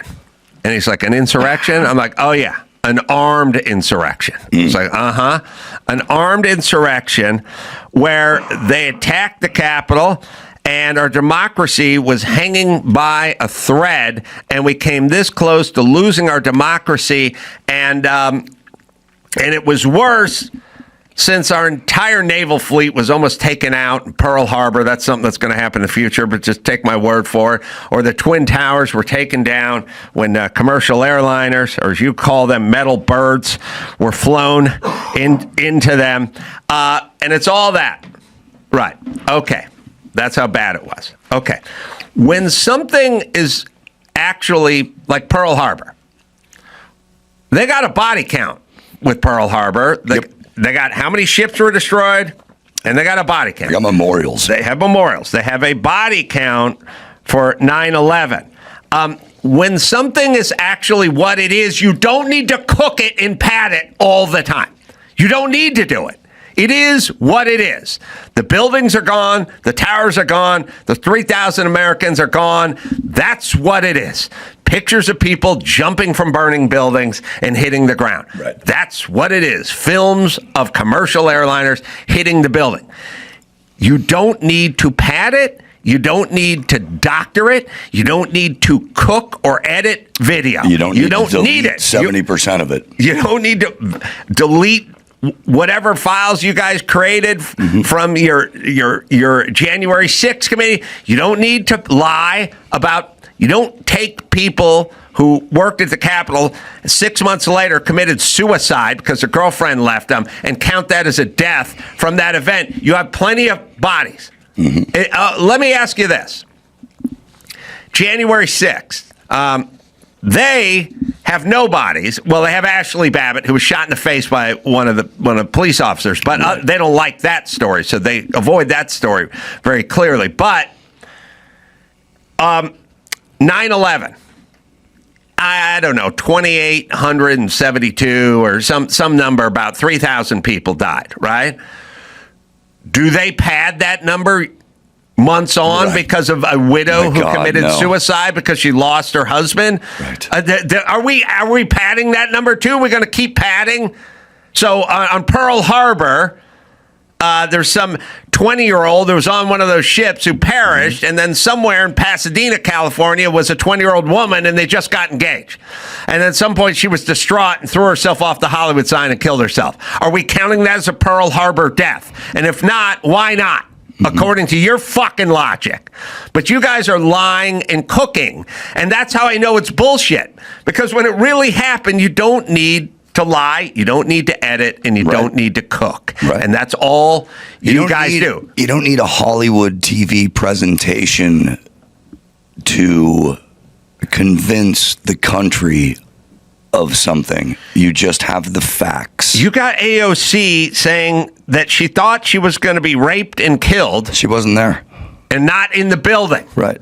Why do you need her saying she was in the building when she wasn't in the building if you're not cooking all of this? So spare me if I'm a little dubious. Who wouldn't be dubious? You guys are cooking everything. You're doing the same thing you did with COVID deaths. Guy fucking dies on a moped and you call it a COVID death. Right. So they had people dying of gunshot wounds they called COVID. Pardon me for being a little dubious because you guys are cooking numbers and information. But what does it say about the rest of the people who just believe this stuff? Are they simply incurious, or are they gullible enough to believe everything the government says? That, I think, is the biggest problem, is the people who just absorb everything you tell me, even though it's conflicting and disproving of something you told me 5 years ago. They just accept it. You know how many people in my life who've recounted something to me where they go, look, here's what happened. I go, that's not what happened. Right. I'll tell you what happened. I was there, and here's how it played out, because I was there, and I know exactly what happened. Somewhere the over-under is about 7 weeks where they come back to me and go, let's not have this happen again. And I go, I told you that didn't happen, and here's what happened. Right. And I now realize that people have an infinite capacity to lie to themselves. And also there's a kind of it's a narcissistic thing. It's funny. Dr. Drew sent me something today, which is interesting. It's a fun experiment. I'll put it on Andrew for a second. But Andrew, there was a narcissist. It was a guy doing a sketch basically about, are you a narcissist? You know, it's a funny thing. Show up to the narcissist. You know, AA for a narcissist or something. You know, that kind of thing. Okay. Anyway, it's a real simple thing. When you say things that are sort of normal things and then sort of apply it to other people, if you laugh, then that means there's something wrong with the other person or your relationship. Now, I'll explain that. Okay. I have laughed. Now, if I said to you, Dawson, 10 years ago, if you said, what'd you do this weekend, Adam? And I'd say, yeah, my dad came by and we put a deck on the house. You'd start laughing because you know Jim Carolla would never fucking come over and put a deck on your house. Right? But there are other dudes you know who, if you said that about me, well, what'd you do this weekend, so-and-so? Adam came by and we put a deck on the house. Then you'd go, cool. Yeah. Because I might do that. Right?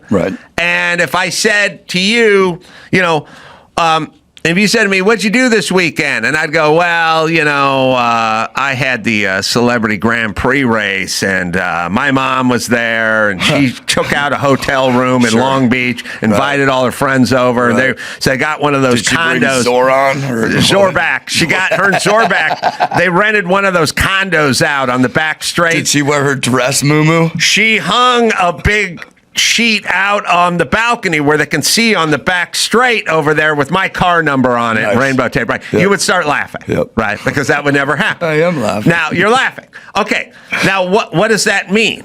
Well, there's some people would do that. You know what I mean? And if you said, like you took, all right. So, and it also means they probably should have done that shit at some point because it's normal shit. Yeah. So what I'm saying, so here's the thing. I've said this to Drew many times. Regarding narcissists, is this the Michelle Obama curly hair tweet? I'm going to say no, because I will bring that up.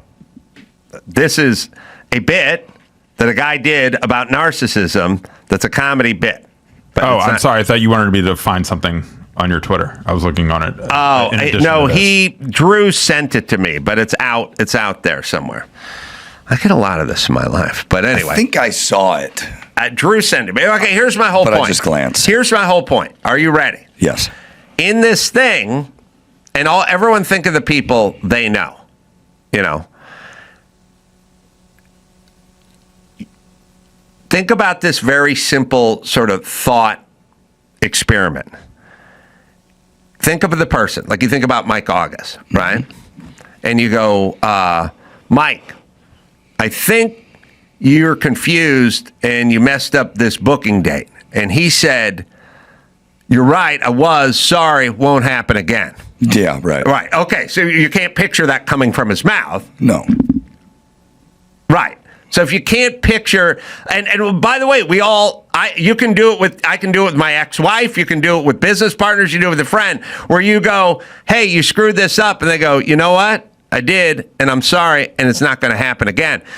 If you can't picture that ever coming from their mouth ever, well, then you're dealing with a fucking idiot and a narcissist. You're dealing with that thing. Huh. You see what I'm saying? Okay.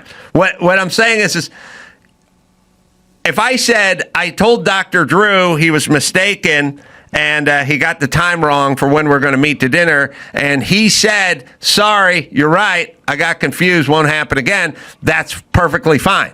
If I said that coming from Mike August's mouth, you'd start laughing. Because Mike would say, I sent you an email changing the time and you never got it. Or whatever that thing is. Okay. So the experiment with like the people in your life, picture them saying things like, sorry, not going to happen again. Like, okay, remember I used to work here, Donnie. Mm-hmm. Picture me going, Donnie, you screwed up the scheduling. Picture him going, sorry, boss, not going to happen again. I'll make sure of it. Yeah, no. Never say. He'd go, you screwed things up too. Right. Last Tuesday, you said, right? Right. Right. We all have those people, but then there's other people. So just picture the people in your life saying things like that. Like, even my dad. My dad wouldn't go like, sorry, screwed up, not going to happen again. He'd go, no, you said earlier, yeah, that was on you. You know what I mean? Like, it's always either I didn't do it or what about you? Right? Dawson screwed something up an hour ago. I said, did you get the news? He goes, they didn't get news. I said, oh, I thought you got the news. And he goes, I got the news. Sorry. My bad. All right. If you can't do that simple thing. Now, everybody, by the way, who doesn't do it, they go, you never do it. Right. They always accuse you of never doing it. Now, is this and just I a don't sign? do it. I don't do it that much. It's just a But I don't sign do it that much because I don't fuck up that much. Right. But is this just a sign of possible narcissism? Like, we're not saying that Mike August is a narcissist, although Mike August, I've had these conversations. No, he's not.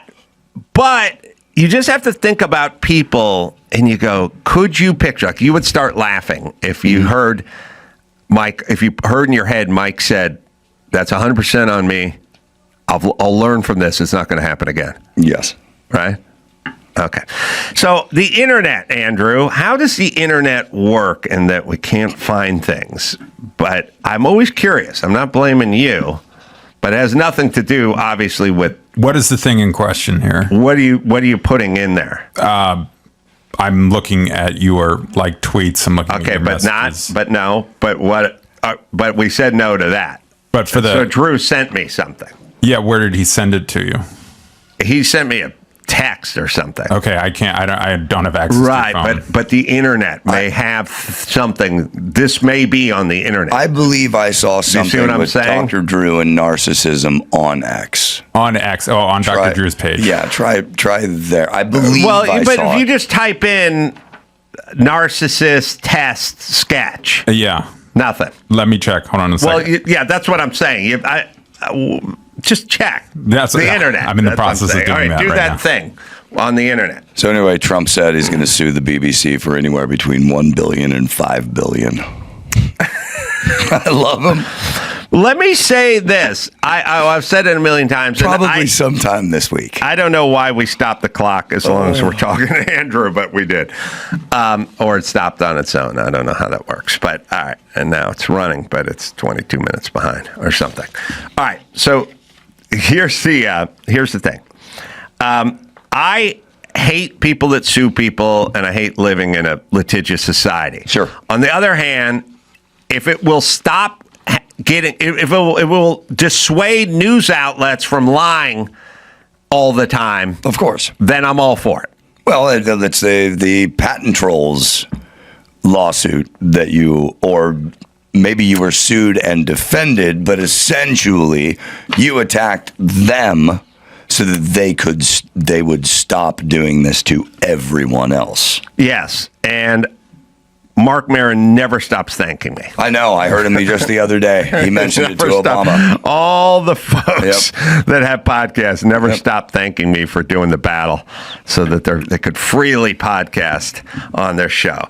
All right, here it is. And you only need to really listen to the first 45 seconds of it where he basically does what I've complained about. Like I said, imagine, like I said, could be my ex-wife, could be a kid, could be a dad, could be a business guy. Just picture them saying things like,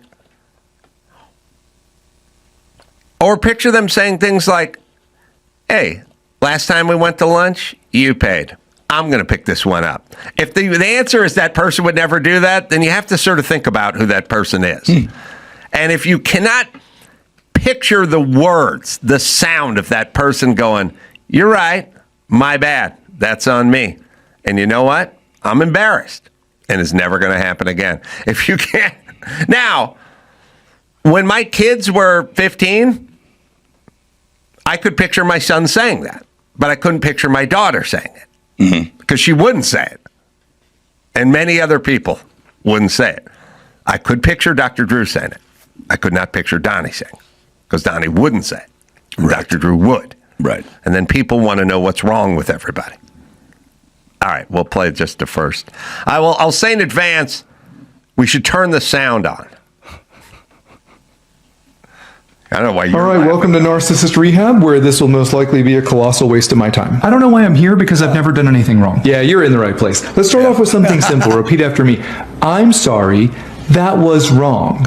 I'm sorry that you made me do that. Close, but the opposite of what I just said. I'm sorry you can't take a joke. Even worse, just repeat after me. I care about how my words and actions impacted you. Why are you complaining when I'm clearly the victim here? Nope, that's not it. Your feelings aren't my problem. Once again, let's just stick to All the right, go script. to the top one more time. It's literally what I've been yelling about. Like, I cannot physically say it.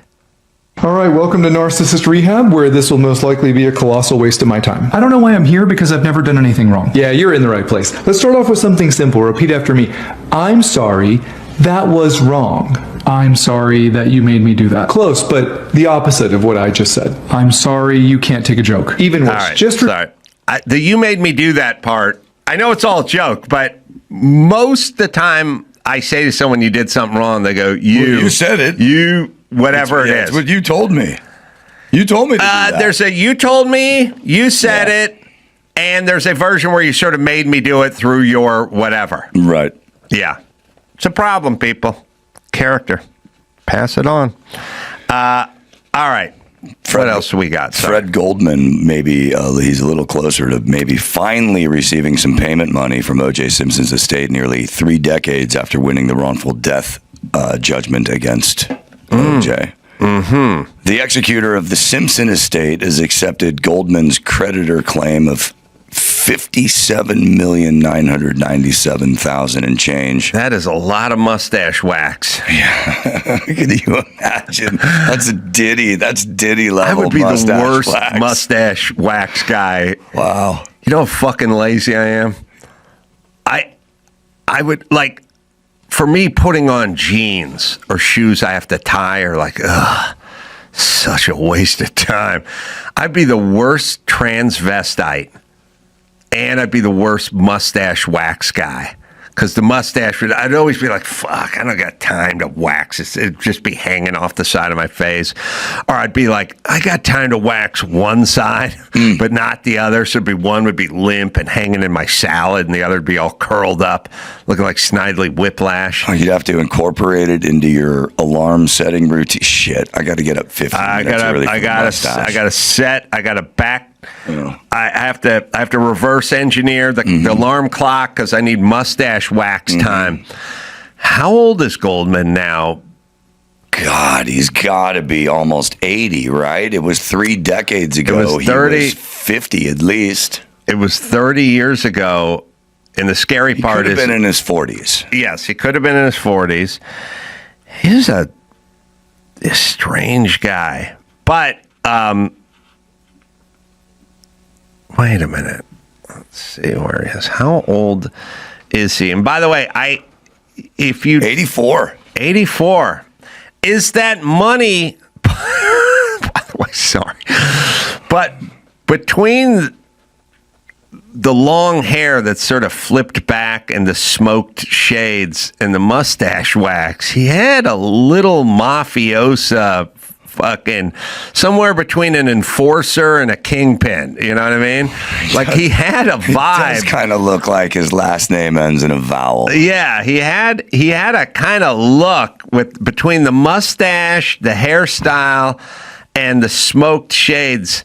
The indoor prescription glasses, a little bit smoky at the top. He had that look like he was doing something. Yeah, his name would be Fredo Goldmano. So he's 84. Is there money in the estate? Though that's the big question here. That's the question. Like everyone's like, he got awarded 57. Yeah, 50. You could go fucking look. You could pick up a day laborer over at Home Depot, bring him over to your house. He could kill your wife when he was drunk, and you could sue him for $60 million. But guess what? There's no money. Right. So is there money?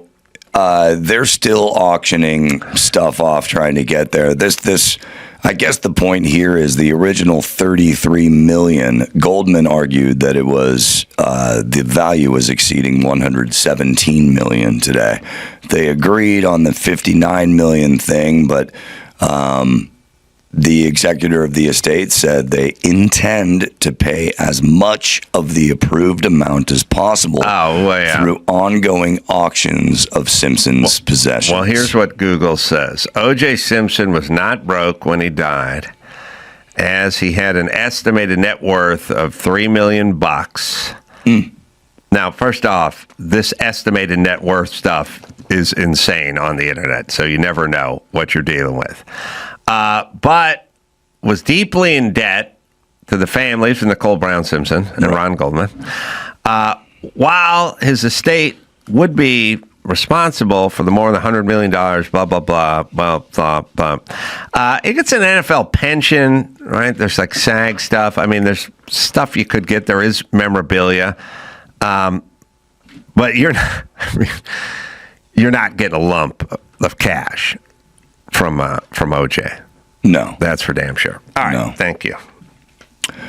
So, Ford Motor Company has been unable to fill about 5,000 openings for mechanics. Mm-hmm. And starting salary they're offering is $120,000 a year. Jesus Problem Christ. is everyone's getting bad degrees and wasting their time in college instead of going to a trade school. But the Ford CEO, Jim Farley, is saying that we are in trouble. We're not talking about this enough. We have over 1 million openings in critical jobs, emergency services, trucking, factory workers, plumbers, electricians, and tradesmen. We don't have the trade schools, and we don't have the people filling these jobs. What? Jesus Christ. Literally, I can remember where I was sitting in 1996, 1997, when I was doing Loveline. And lest you think this wave of stupidity that has washed over the nation is new, it goes back. You can get rid of the clock, by the way, if it's going to be 18 minutes or 22 minutes or whatever off. It actually does more harm than good at a certain point. Yeah. But I have no idea why it stopped. It's just bad computer stuff. Yeah. All right. So here's the thing. I was sitting there in my Loveline studio, literally 1996, 1997, whenever all this bullshit Save the Music. Hi, I'm Sheryl Crow. Schools need, and I said, schools need shop class. Yes. Schools need shop class. We don't need a fucking oboe. Yes. We don't need the oboe. And the same old jack-offs who were playing hero had to do. A lot of schools don't have access to oboes. And I'm Sheryl, I'm Sheryl Crow, and I'm a hero, and I'm going to fight for bullshit that it's not necessary in the real world. Ford doesn't need 5,000 celloists, you fucking idiots. That's right. They need people who work. Right. Who have a fucking skill that you never taught them because you decided that music was the number one thing missing from the inner city kids. See, more fucking do-gooders fucking up people. By the way, same people, 20 years later, 25 years later, COVID comes down the pike, shut the schools. Mm-hmm. You fucking hero retards. Mm-hmm. You people. You're doing damage, is what I'm saying. Right. You're not only not heroes, you're fucking kids up. They need shop class, not woodwinds. Right. By the way, once we're done with all the shop class, if there's a little money left over, and they can sit there and play the oboe, then so be it. Mm-hmm. But first there's shop, then there's band. You guys did this whole Save the Music. Find me one of those shitty Save the Music commercials from like the late 90s with those. The fucking hero musicians also, out there. See, at that time, we were my family was way in on this too. My parents told me I wasn't allowed to go to state school. I had to go to the University of California because that's where the smarter kids went. Yeah, listen. And I looked down. I had one of my friend's older brothers after high school. He did not go to college. He went to mechanic school. And immediately the guy's making money. He's got a house with a pool. He's 21 years old. Right.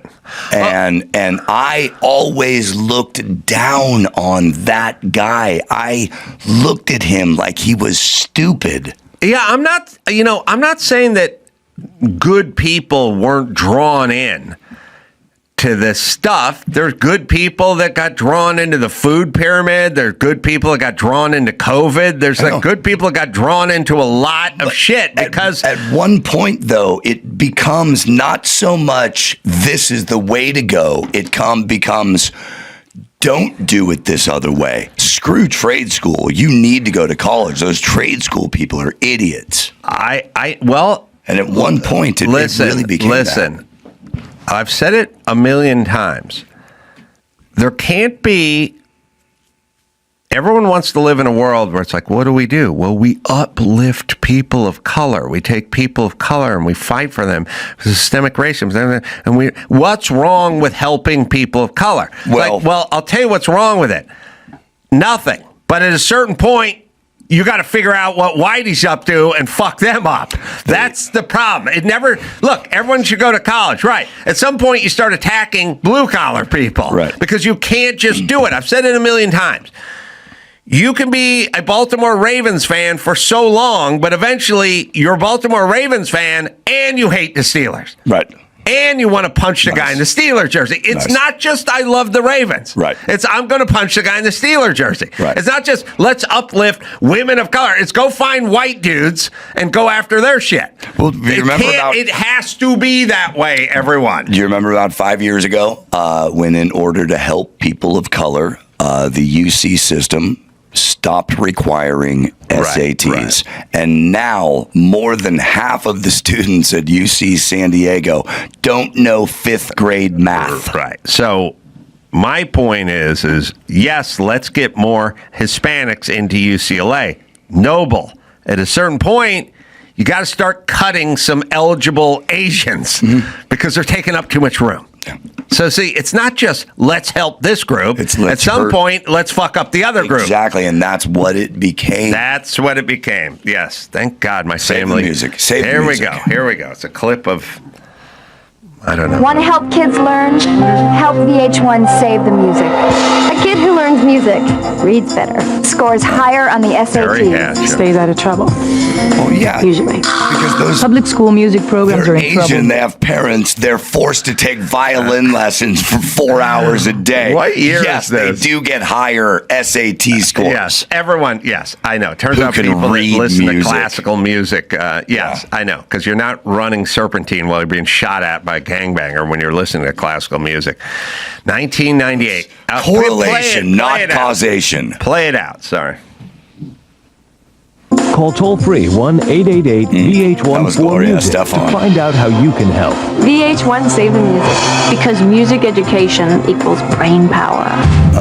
Okay, everyone's a hero, everyone's noble, and now these fucking kids got some sort of history and Chicano studies bachelor degree and they can do shit with it. They can't work. And by the way, Jim Farley's not hiring any of these homos. Right. So you could make $120. And I never even thought about with Ford. You know, you think about Ford, you go, oh, building cars. They have so many million feet of factory that it's all plumbing, electricians, fuck cars. Right. They have to have maintenance in those places that are unbelievable. Oh, yeah. And you get paid they said in this article it takes 5 years to learn how to take a diesel engine out of a Ford F-350. It takes 5 years.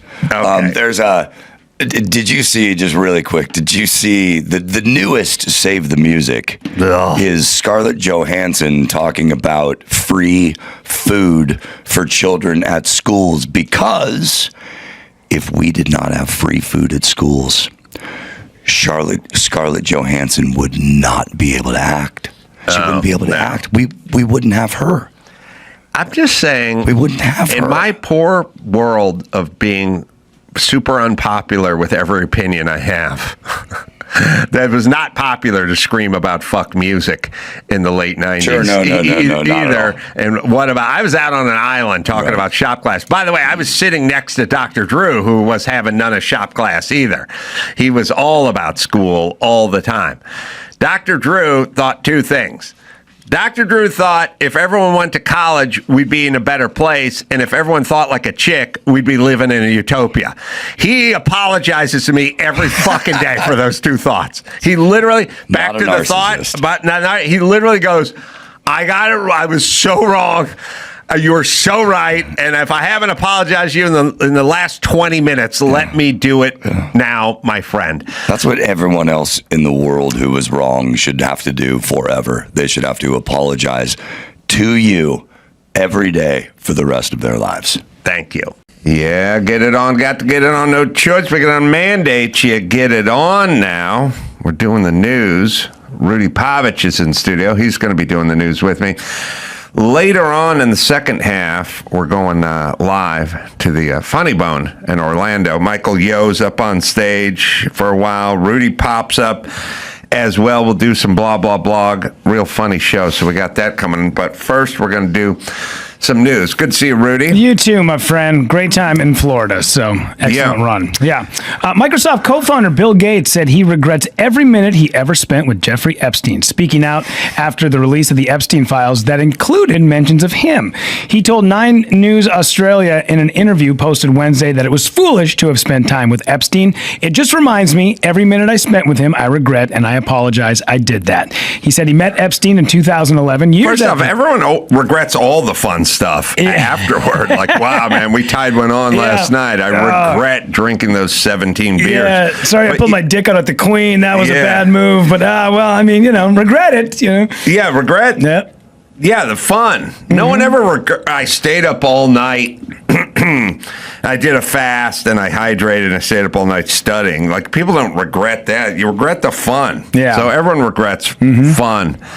I don't know. Is Bill Gates a douche? Like, what's going on with him? Like, what was up with him and COVID and vaccines and all this walking around like is some sort of expert on all things medicine and everything COVID and everything wrong? Like, I'm starting to not like that guy, is basically what I'm saying. Yeah, I get you can revolutionize technology, but hey, man, keep some of that stuff to yourself if you're not, an expert in it. And then on top of it, the story that came out about him trying to get like STD medication for his wife and secretly lace it into her food so that she didn't know.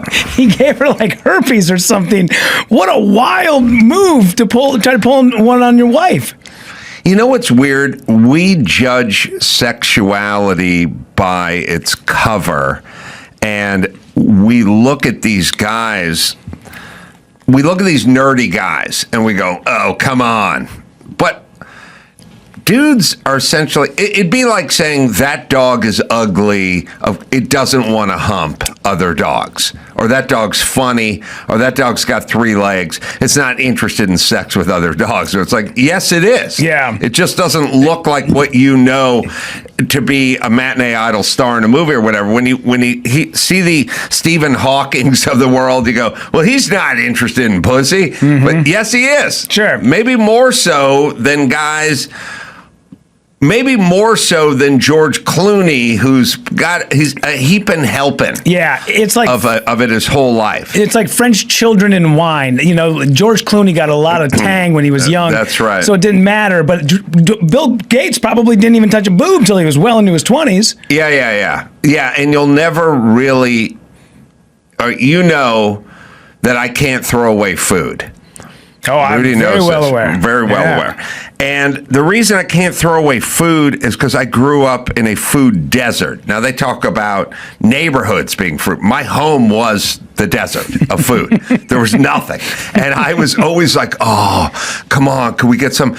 And the idea of tossing away a piece of steak or any kind of food to me is unthinkable.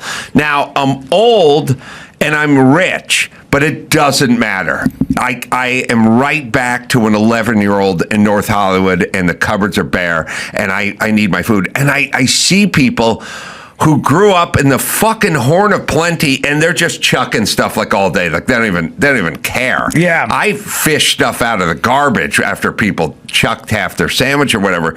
So if you take the food analogy and you just bring it over to sex, That would make sense for a Bill Gates. Sure. Yeah. And it's also the move of dudes. Not a lot of ladies, I feel like, are, Sherpa-ing Indian food all the way back from Tampa, Florida. because because women get grossed out.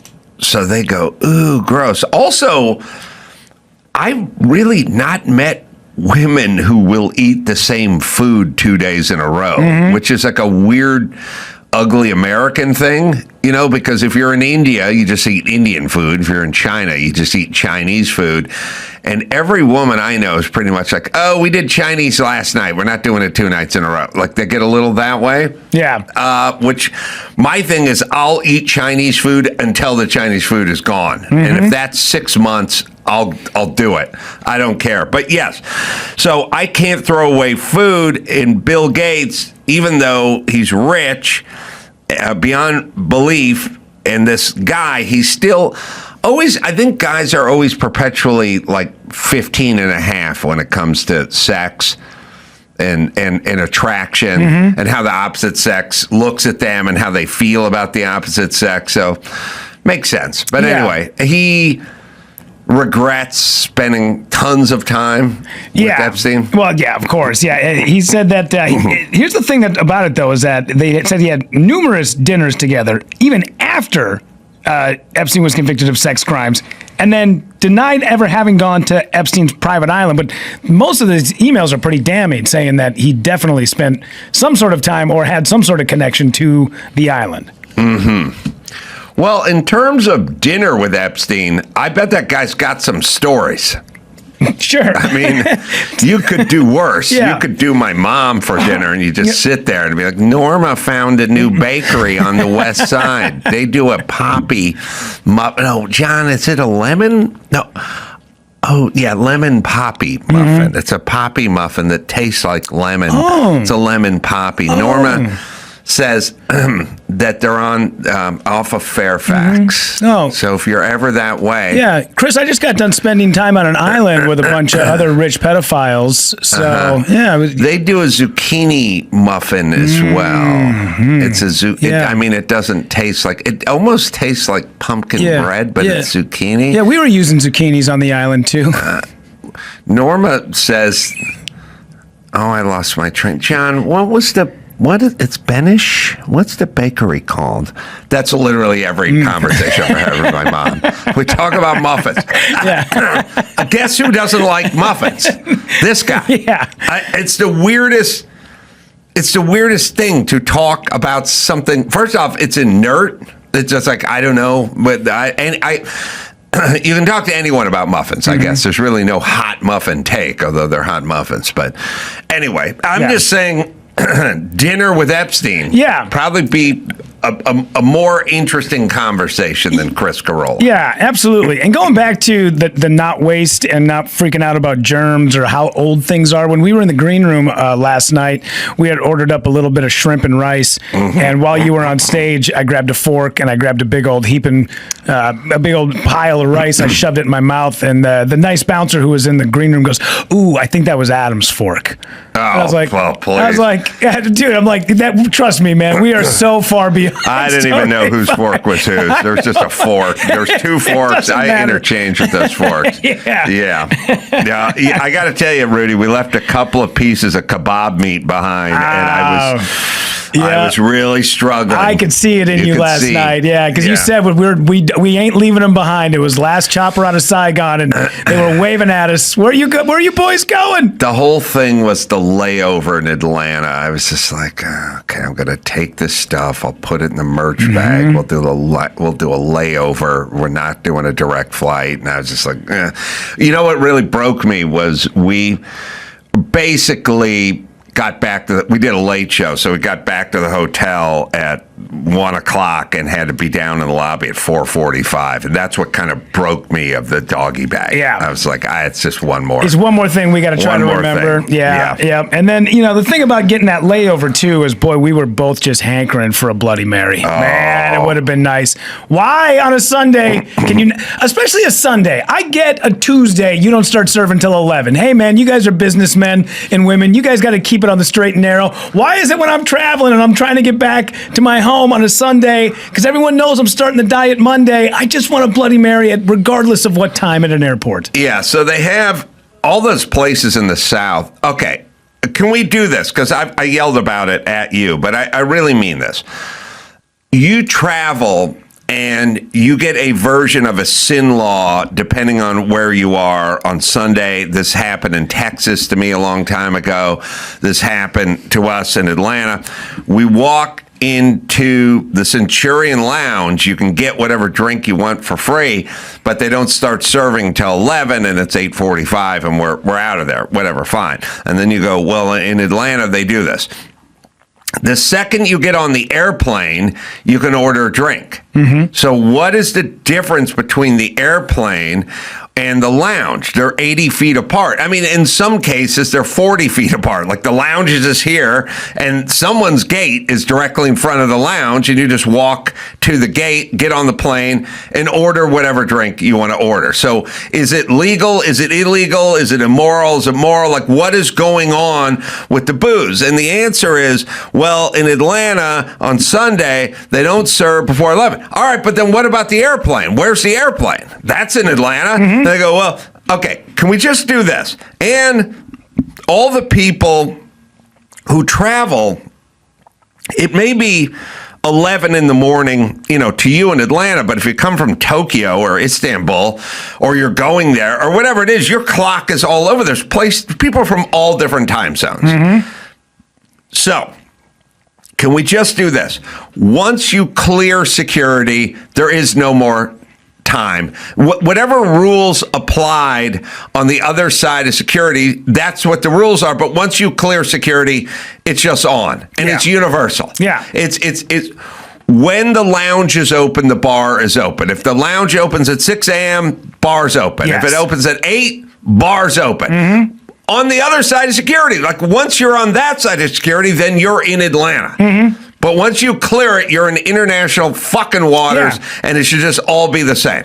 And everybody who are in those lounges, you're not going to fly the plane. There's no liability. You're not going to be, everybody who's there, you can't go into the lounge with a ticket that has already expired. So everyone's just going to go get on a plane anyways. Why do I have to sit here and drink coffee at 9 a.m. when everybody knows we want a Bloody Mary? Because in Atlanta, blah, blah, blah. And if you're in LA, you could get a Bloody Mary. Sure. And that's the weird part. And whether it's that or getting back to Bill Gates, age of consent, can we just go 18? Like we have decided as a society, 18 to enlist in the military, 21 for alcohol, 18 for cigarettes, 16 to operate a motor vehicle. We just got numbers. Yeah. Let's just bring it to the airport. That's all. Let's not have a different set everywhere you go. Yeah.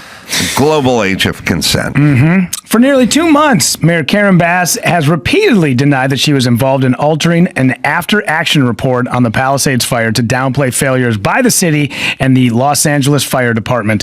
But 2 sources with knowledge of Bass's office said that after receiving an early draft, the mayor told then interim fire chief Ronnie Villanueva that the report could expose the city to legal liabilities for those failures. Bass wanted key findings about the LA Fire Department's actions removed or softened before the report was made public. Oh, what a shame. Yeah. Oh, it's so important that we get more women of color in positions of power because it'll heal and fix all this stuff. Of course. Okay. Here's the whole thing. It's a weird discussion, and Gavin Newsom does it, and Karen Bass does it, and everyone does it, where they go, these people work tirelessly, blah, blah, blah, blah. The fucking city burnt to the ground. So I don't know. Like, are you lying? Are you incompetent? Stupid or liar? Like, whatever it is, there was no water coming out of the fire hydrants. The aqueducts were empty. You guys didn't deploy anybody. The fire started a week earlier. You called the guys off it. You fucked up royally and everything burned to the ground. And now you want to get into an argument over what the report says. It's basically like saying your team just lost 48-0, and now we're going to go over the playbook. And it's like, however you want to dissect this, you guys got fucking murdered. You guys let the place burn to the ground. If you watch a doc, and the name escapes me, but I mean, most of the burning happened the next day. Like there was no firemen anyway. You guys are process people that are incompetent. I don't know how else to say this. They're like ceremonial. So what I mean is they're kind of two kinds of people. They're the sort of get it done people, which is kind of the Rick Caruso and Donald Trump, because he's a commercial builder. They're both builders. They're both developers. So they're both like, here we go. What's the plan? Here we go. What's the plan? And then there's like ceremonial people who just want to ride on the float in the gay parade and like wave to everybody. I mean, here's how you know who these people are. Like where they now. I'm not a ceremonial person. It doesn't sound enticing to me. So during the fires, we had two candidates for mayor. One is named Rick Caruso. The other's named Karen Bass. Karen Bass won because LA's filled with pretentious, fucking retarded people who wanted the first black female mayor. So they voted for her. Okay, she's a ceremonial person. So while the fires were going on, she was in Ghana and she was attending a ceremony because that's her idea of being mayor. If anyone has ever done a business with a woman who wasn't really that into the work part of the business, but like the cocktail part of the business, and you have to underwrite the whole fucking thing while they lose money, which I have done with my ex-wife, you find out they don't like the early mornings and they don't like the fucking work part. They like the cocktail party. Ceremonial. They like the ceremonial part of it. So the one person who was running for mayor who won, Karen Bass, was in Ghana. Now, what the fuck does Ghana have to do with Los Angeles? Well, nothing, but she's a ceremonial person, so she was there. The other guy, Rick Caruso, was spraying fire retardant on the roof of his building in the middle of Palisades, which is the only place that didn't burn down. Because he's not a ceremonial person. He's a builder. He's a get it done person. He's a hit the ground running kind of guy. We elect these ceremonial retards who run all the cities, and they're great. You got Mayor Fry in Minneapolis. You have Waltz. You have all these, Gavin Newsom. They like presiding over things and waving flags and attending groundbreakings for like AIDS hospices and shit, but they don't like work. They don't like nuts and bolts shit. And you can kind of fake your way through a city and a mayor just for having someone just sort of be a seat warmer, just sort of sit there. But eventually shit like fires come about and homeless shit comes about and crime comes about. And now we're there. LA's there. Like we need someone who does stuff. And they're not interested in doing stuff. They want ceremony. That's the whole thing. Nithya Raman, the retard who blames Toyota for the catalytic converter theft, she's now going to run for mayor. She wants to go down to Hyperion in the gay part of town and pull down the no U-turn sign and then pose with a bunch of he-she's. That's her idea of governing. That's not my idea of governing. I want aqueducts fixed and shit coming out of fire hydrants. So they are these people. And then when the city burns to the ground, they have to come up with reasons why it wasn't their fault. So the only time you really see them burning calories is to escape blame, which is now you have, and they can't go to, she's avoiding pressers and stuff like that because she doesn't have answers because she fucked up. The city burned to the ground. She was in Ghana and all the shit that could have saved the city, they didn't do. They didn't manage anything. But she's a ceremonial person. She's not a work person. I know these people. Yeah. They like hanging around. They like going to cocktail parties, and they like the idea of being the mayor, but they don't like the part where it's like, oh, there's a problem with this sewage treatment facility and down at Huntington Beach, and we got to do something like that. The nuts and bolts part of life is like work and it's kind of boring and it's not exciting and it's not great cocktail party conversations and it's a little dirty and no one gives a fuck. But that's the important part. So Yeah. she just wants to be there for the gay pride parade, and so does Gavin Newsom, but they don't actually want to do anything. Yeah. And then they have to figure out a way.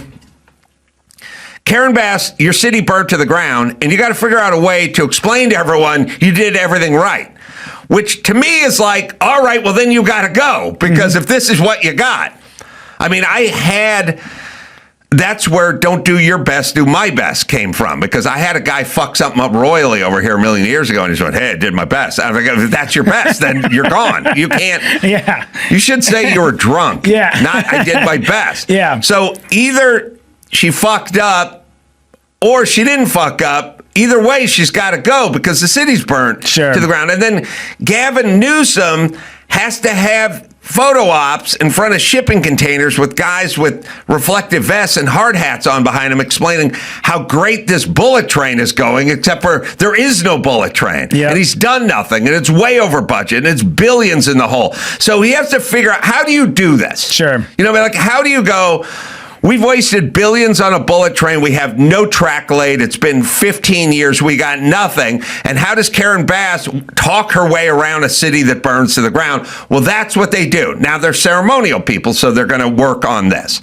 Yeah. She's fucking incompetent, and fuck all you with your DEI bullshit. You fucked this country up so badly with that. We're going to get Kamala Harris. Kamala Harris is a fucking idiot. Everyone is so enthralled with it. By the way, it's so racist to go like, we're going to have the first black. Yeah, sure, she's incompetent. But who cares? Who cares? Yeah. We'll have the first black, whatever. It's all the optics. All you got to do is hang out on one movie set one time, and you will definitely find out the people who are all red carpet, no movie making. You'll find out all the people that just want the award. They don't want to learn the script. They don't want to learn how to do lighting. They don't want to learn how to. They don't want any of that. They don't want to work. All they want is just the trophy at the end. I was shooting a movie once, one of my movies. And there was this guy who will remain nameless, but he liked the idea of being a producer, but he didn't do anything, and he didn't write anything, and he didn't do anything, right? And I remember at some point we were setting up a shot, and someone said, the porta potty in the background, there was a porta potty we had, is in the shot. And then at some point, everyone sort of looked around and went, we got to move that porta potty out of the shot. And this fucking guy who did nothing just stood there and watched while me and the other guy who wrote the movie moved the porta potty because he wasn't doing jack shit. Yeah. And just showing up at the premiere. And yes, there's a lot of that. Business. God, you don't know how much money I fucking wasted on business with this kind of bullshit. Yeah. So anyway, yeah, Karen Bass is ceremonial, but she doesn't want to be a mayor. She doesn't want to do the boring shit and so nifty around. And I think it's all right, sorry, but I think it's more of a chick thing. So if you said to many guys I know, do you want to go to Ghana and be part of a ceremony? They'd go, I don't fucking want to do that. Yeah. And also they'd say, I'm the mayor of Los Angeles. What the fuck does that have to do with going to Ghana and doing it? It also sounds like a pretty far way to travel and who's paying for it and stuff like that. That doesn't sound attractive to most dudes, but chicks do like the cocktail party and the ceremony and the parade. I mean, what the fuck is Nithya Raman doing over there going down to Silver Lake with a bunch of he-she's and doing photo ops, like pulling signs off? Like, that would sound so unappealing to Rick Caruso. Rick Caruso would go, first off, leave the sign up, but secondly, if you're going to take it off, just go fucking dispatch some guy from the DWP or something to go take it off. Sure. I'm not going to go stand there with a bunch of Elvira Mistress of the Night and take a fucking, do a whole ceremonial bullshit thing in the middle of the week, in the middle of the day. And also, people are going to make fun of me. Like, I'm not getting anything done. Yeah, we got a homeless problem. Think of how many times you've gotten a text message from your daughter, your wife, your girlfriend, whatever it is, and they go, "Hey, by the way, we had put a little scratch in the car. Not a big deal. Nothing to worry about." And then you show up and you're like, "You ripped the whole fucking quarter panel off the car. What are you talking about?" So when you hear stuff like this, obviously it's a much bigger deal than what she was trying to make it. All right. Well, she's incompetent, and hopefully she'll go. And fuck all you people with the first. Just start getting competent people in these positions, please. All right, what else? A 22-year-old woman who identified as a boy in her teen years won a $2 million decision in a landmark lawsuit against New York doctors accused of pushing a double mastectomy on her when she was a minor. Oh, good. See, I hate to say it, but now the AMA is coming out against these kind of surgeries. People have to get sued, and then they stop. Sure. Everyone is all in on this shit. I mean, AMA and JAMA and all these publications, they all fucking knew this was the right thing to do, and then someone got sued and they all slowed their roll. And I hate it.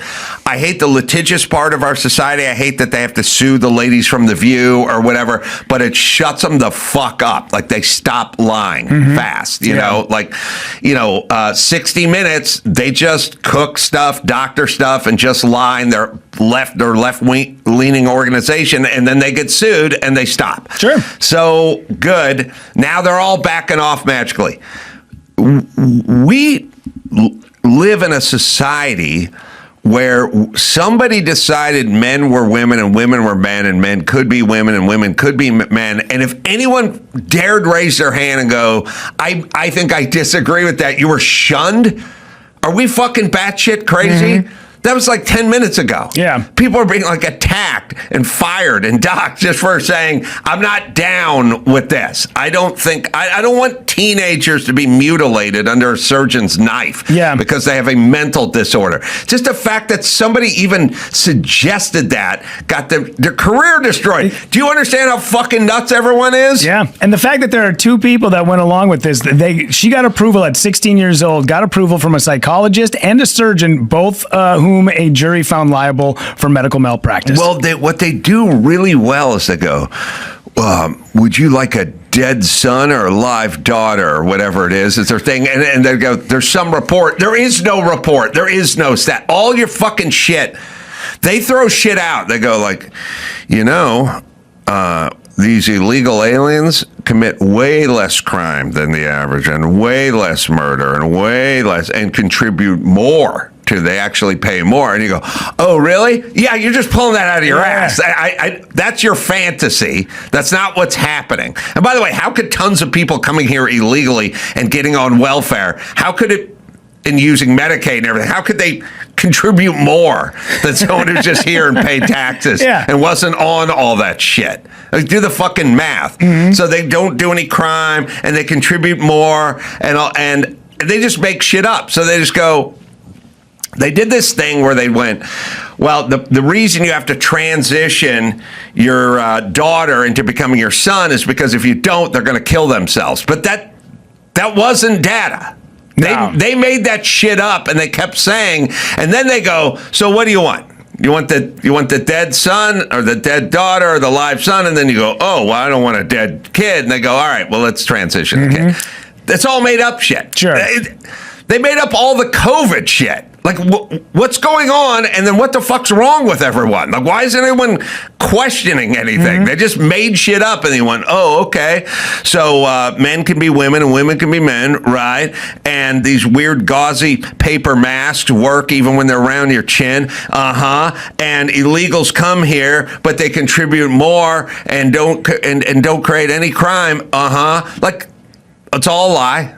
And we just had to go along with it. And if we didn't, we'd get yelled at or called a bigot or closed-minded or something. The whole transition thing, like the whole pronouns and everything. Understand, I was talking to Drew about this, and Drew always brings it up because he was in Newark Airport when I brought it up to him. But I said, the Pope went along with this. And I was like, Drew, do you realize we took... If you think about it, think about tall orders. Just think about this for a second, where you go, look, here's what we got to do. Let's just go back 7 years or 11 years or whatever it is. And I go, listen, Rudy, I got a plan. We got to get everyone in society to agree on this. And I don't mean just your friends. I mean the Pope. I mean the government. I mean Gavin Newsom. I mean the mayors of big cities and the governors of big states. Now, here's what we got to do. And then you go, we got to convince them that creamy peanut butter is better than crunchy. Oh, no. It's a much taller order than that. What? We gotta convince them that tater tots are better than hash browns. No.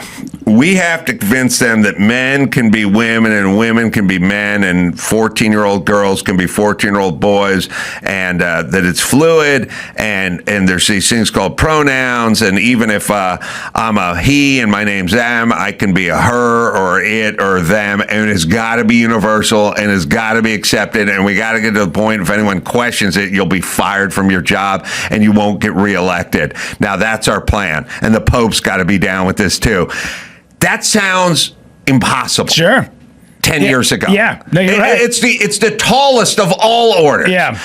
Getting people to use, smoke Camels instead of Marlboros is one thing, or to drive a Chevy truck instead of a Ford truck. Like, maybe we could do that. But this, convince everyone to sign off that men can be women and women can be men and it's going to be universal. Yes, that's what we're going to do. And they fucking did it. Yeah, they do it through fear. I know. And the thing that was funny is when I was talking to Drew about it, he goes, they made everyone believe. And I said, oh, no, it was worse than that. Nobody believed it. They were scared and went along with it, which is even worse. Yes. You don't even like smooth peanut butter. Yeah. You're just too scared to say you don't and don't want to be thrown out of your club, your church, or your social, so you just say it. That's Stalin shit. And they fucking did it. So, by the way, when they think they can do something like, hands up, don't shoot, or gentle giant, or inject bleach, or good people on both sides, I would think they could do it too. There's nothing they can't do. They got average Americans to be scared to say a man can be a man and a woman can be a woman. Yeah. That means they can fucking pull anything off. Sure. And fuck y'all for going along with it. And you just got duped by COVID. You got fucked with all this stuff because you're so scared, but you're a narcissist. You know what I mean? Because it's not a popularity contest. You have to just say, you're fucking wrong. Yeah. I'm not going down with this. And then people go, all right, well, no, you're not going to be popular and you're going to be shunned. Yeah, okay. Yeah. You got to suck it up every once in a while. Yeah. Fucking pull your pants up, you pussies, and stop worrying about everything. Yeah. I ruined a whole brunch at a vacation in Hawaii because I took a very unpopular opinion with a table of 9, and I was fucking right. Yeah. So I told her to fuck off. Yeah, fucking hash browns are better than tater tots. It was leaf blowers, but anyway, ruin a whole fucking brunch in front of friends because I told you to fuck off. That's great. What do you want me to do? Just admit? Would you like me to tell you you're right when you're wrong? Mm-hmm. So I'm outnumbered. Yeah. So is Copernicus or whoever. Absolutely. They're all outnumbered. Yeah. All the fucking greats are outnumbered. That's how it works. Yeah. Fucking speak up, pussies. Y'all got steamrolled. Mm-hmm. Knock it off. Dude, on 3 hours sleep, man. I love when you get fired up like fucking this. Fired up. Yeah. All right, one more and then we get out of here. The Algerian boxer who dominated women's boxing at the Paris Olympics admitted to both having a gene only present in males and to taking hormone treatments to lower his testosterone. This is another one. Everyone was scared to say anything. Goddamn-lutely. Imani Khalif, whatever it is, 26-year-old who made headlines for competing as a woman despite failing multiple gender tests, told a French outlet Wednesday that he had SRY, sex-dominating region Y, a gene that determines male sex. Well, he or she looks like a dude, number one, when you see him. And then number two, the Italian chick got punched in the face. It was like, I've never been punched that hard in my life. So somebody tweeted this to me. I said, give the gold to Evander Holyfield, who got fucked out of the Olympics, by the way, on a late knockout. So, all right, we'll just chalk this up under everything we've been right about every time. And everyone who's been wrong about this or COVID or gender neutrality or anything, Joe Biden or Hunter Biden's laptop. How about you just sit one out? Just sit one out. Why don't you sit the whole Minnesota thing out? Sure. How about it? Just sit this ICE one out. You've been wrong about everything. Just sit one out. Yeah, I don't get into it with my family anymore. And basically, I told them a couple weeks ago, hey, I want to be done having these conversations with you because I think in 2.5 years, you guys are going to be on to something new. Right. And we're never going to talk about this ever again. Right. And then we would have spent the last 6 months being pissed off at each other. So let's just stop.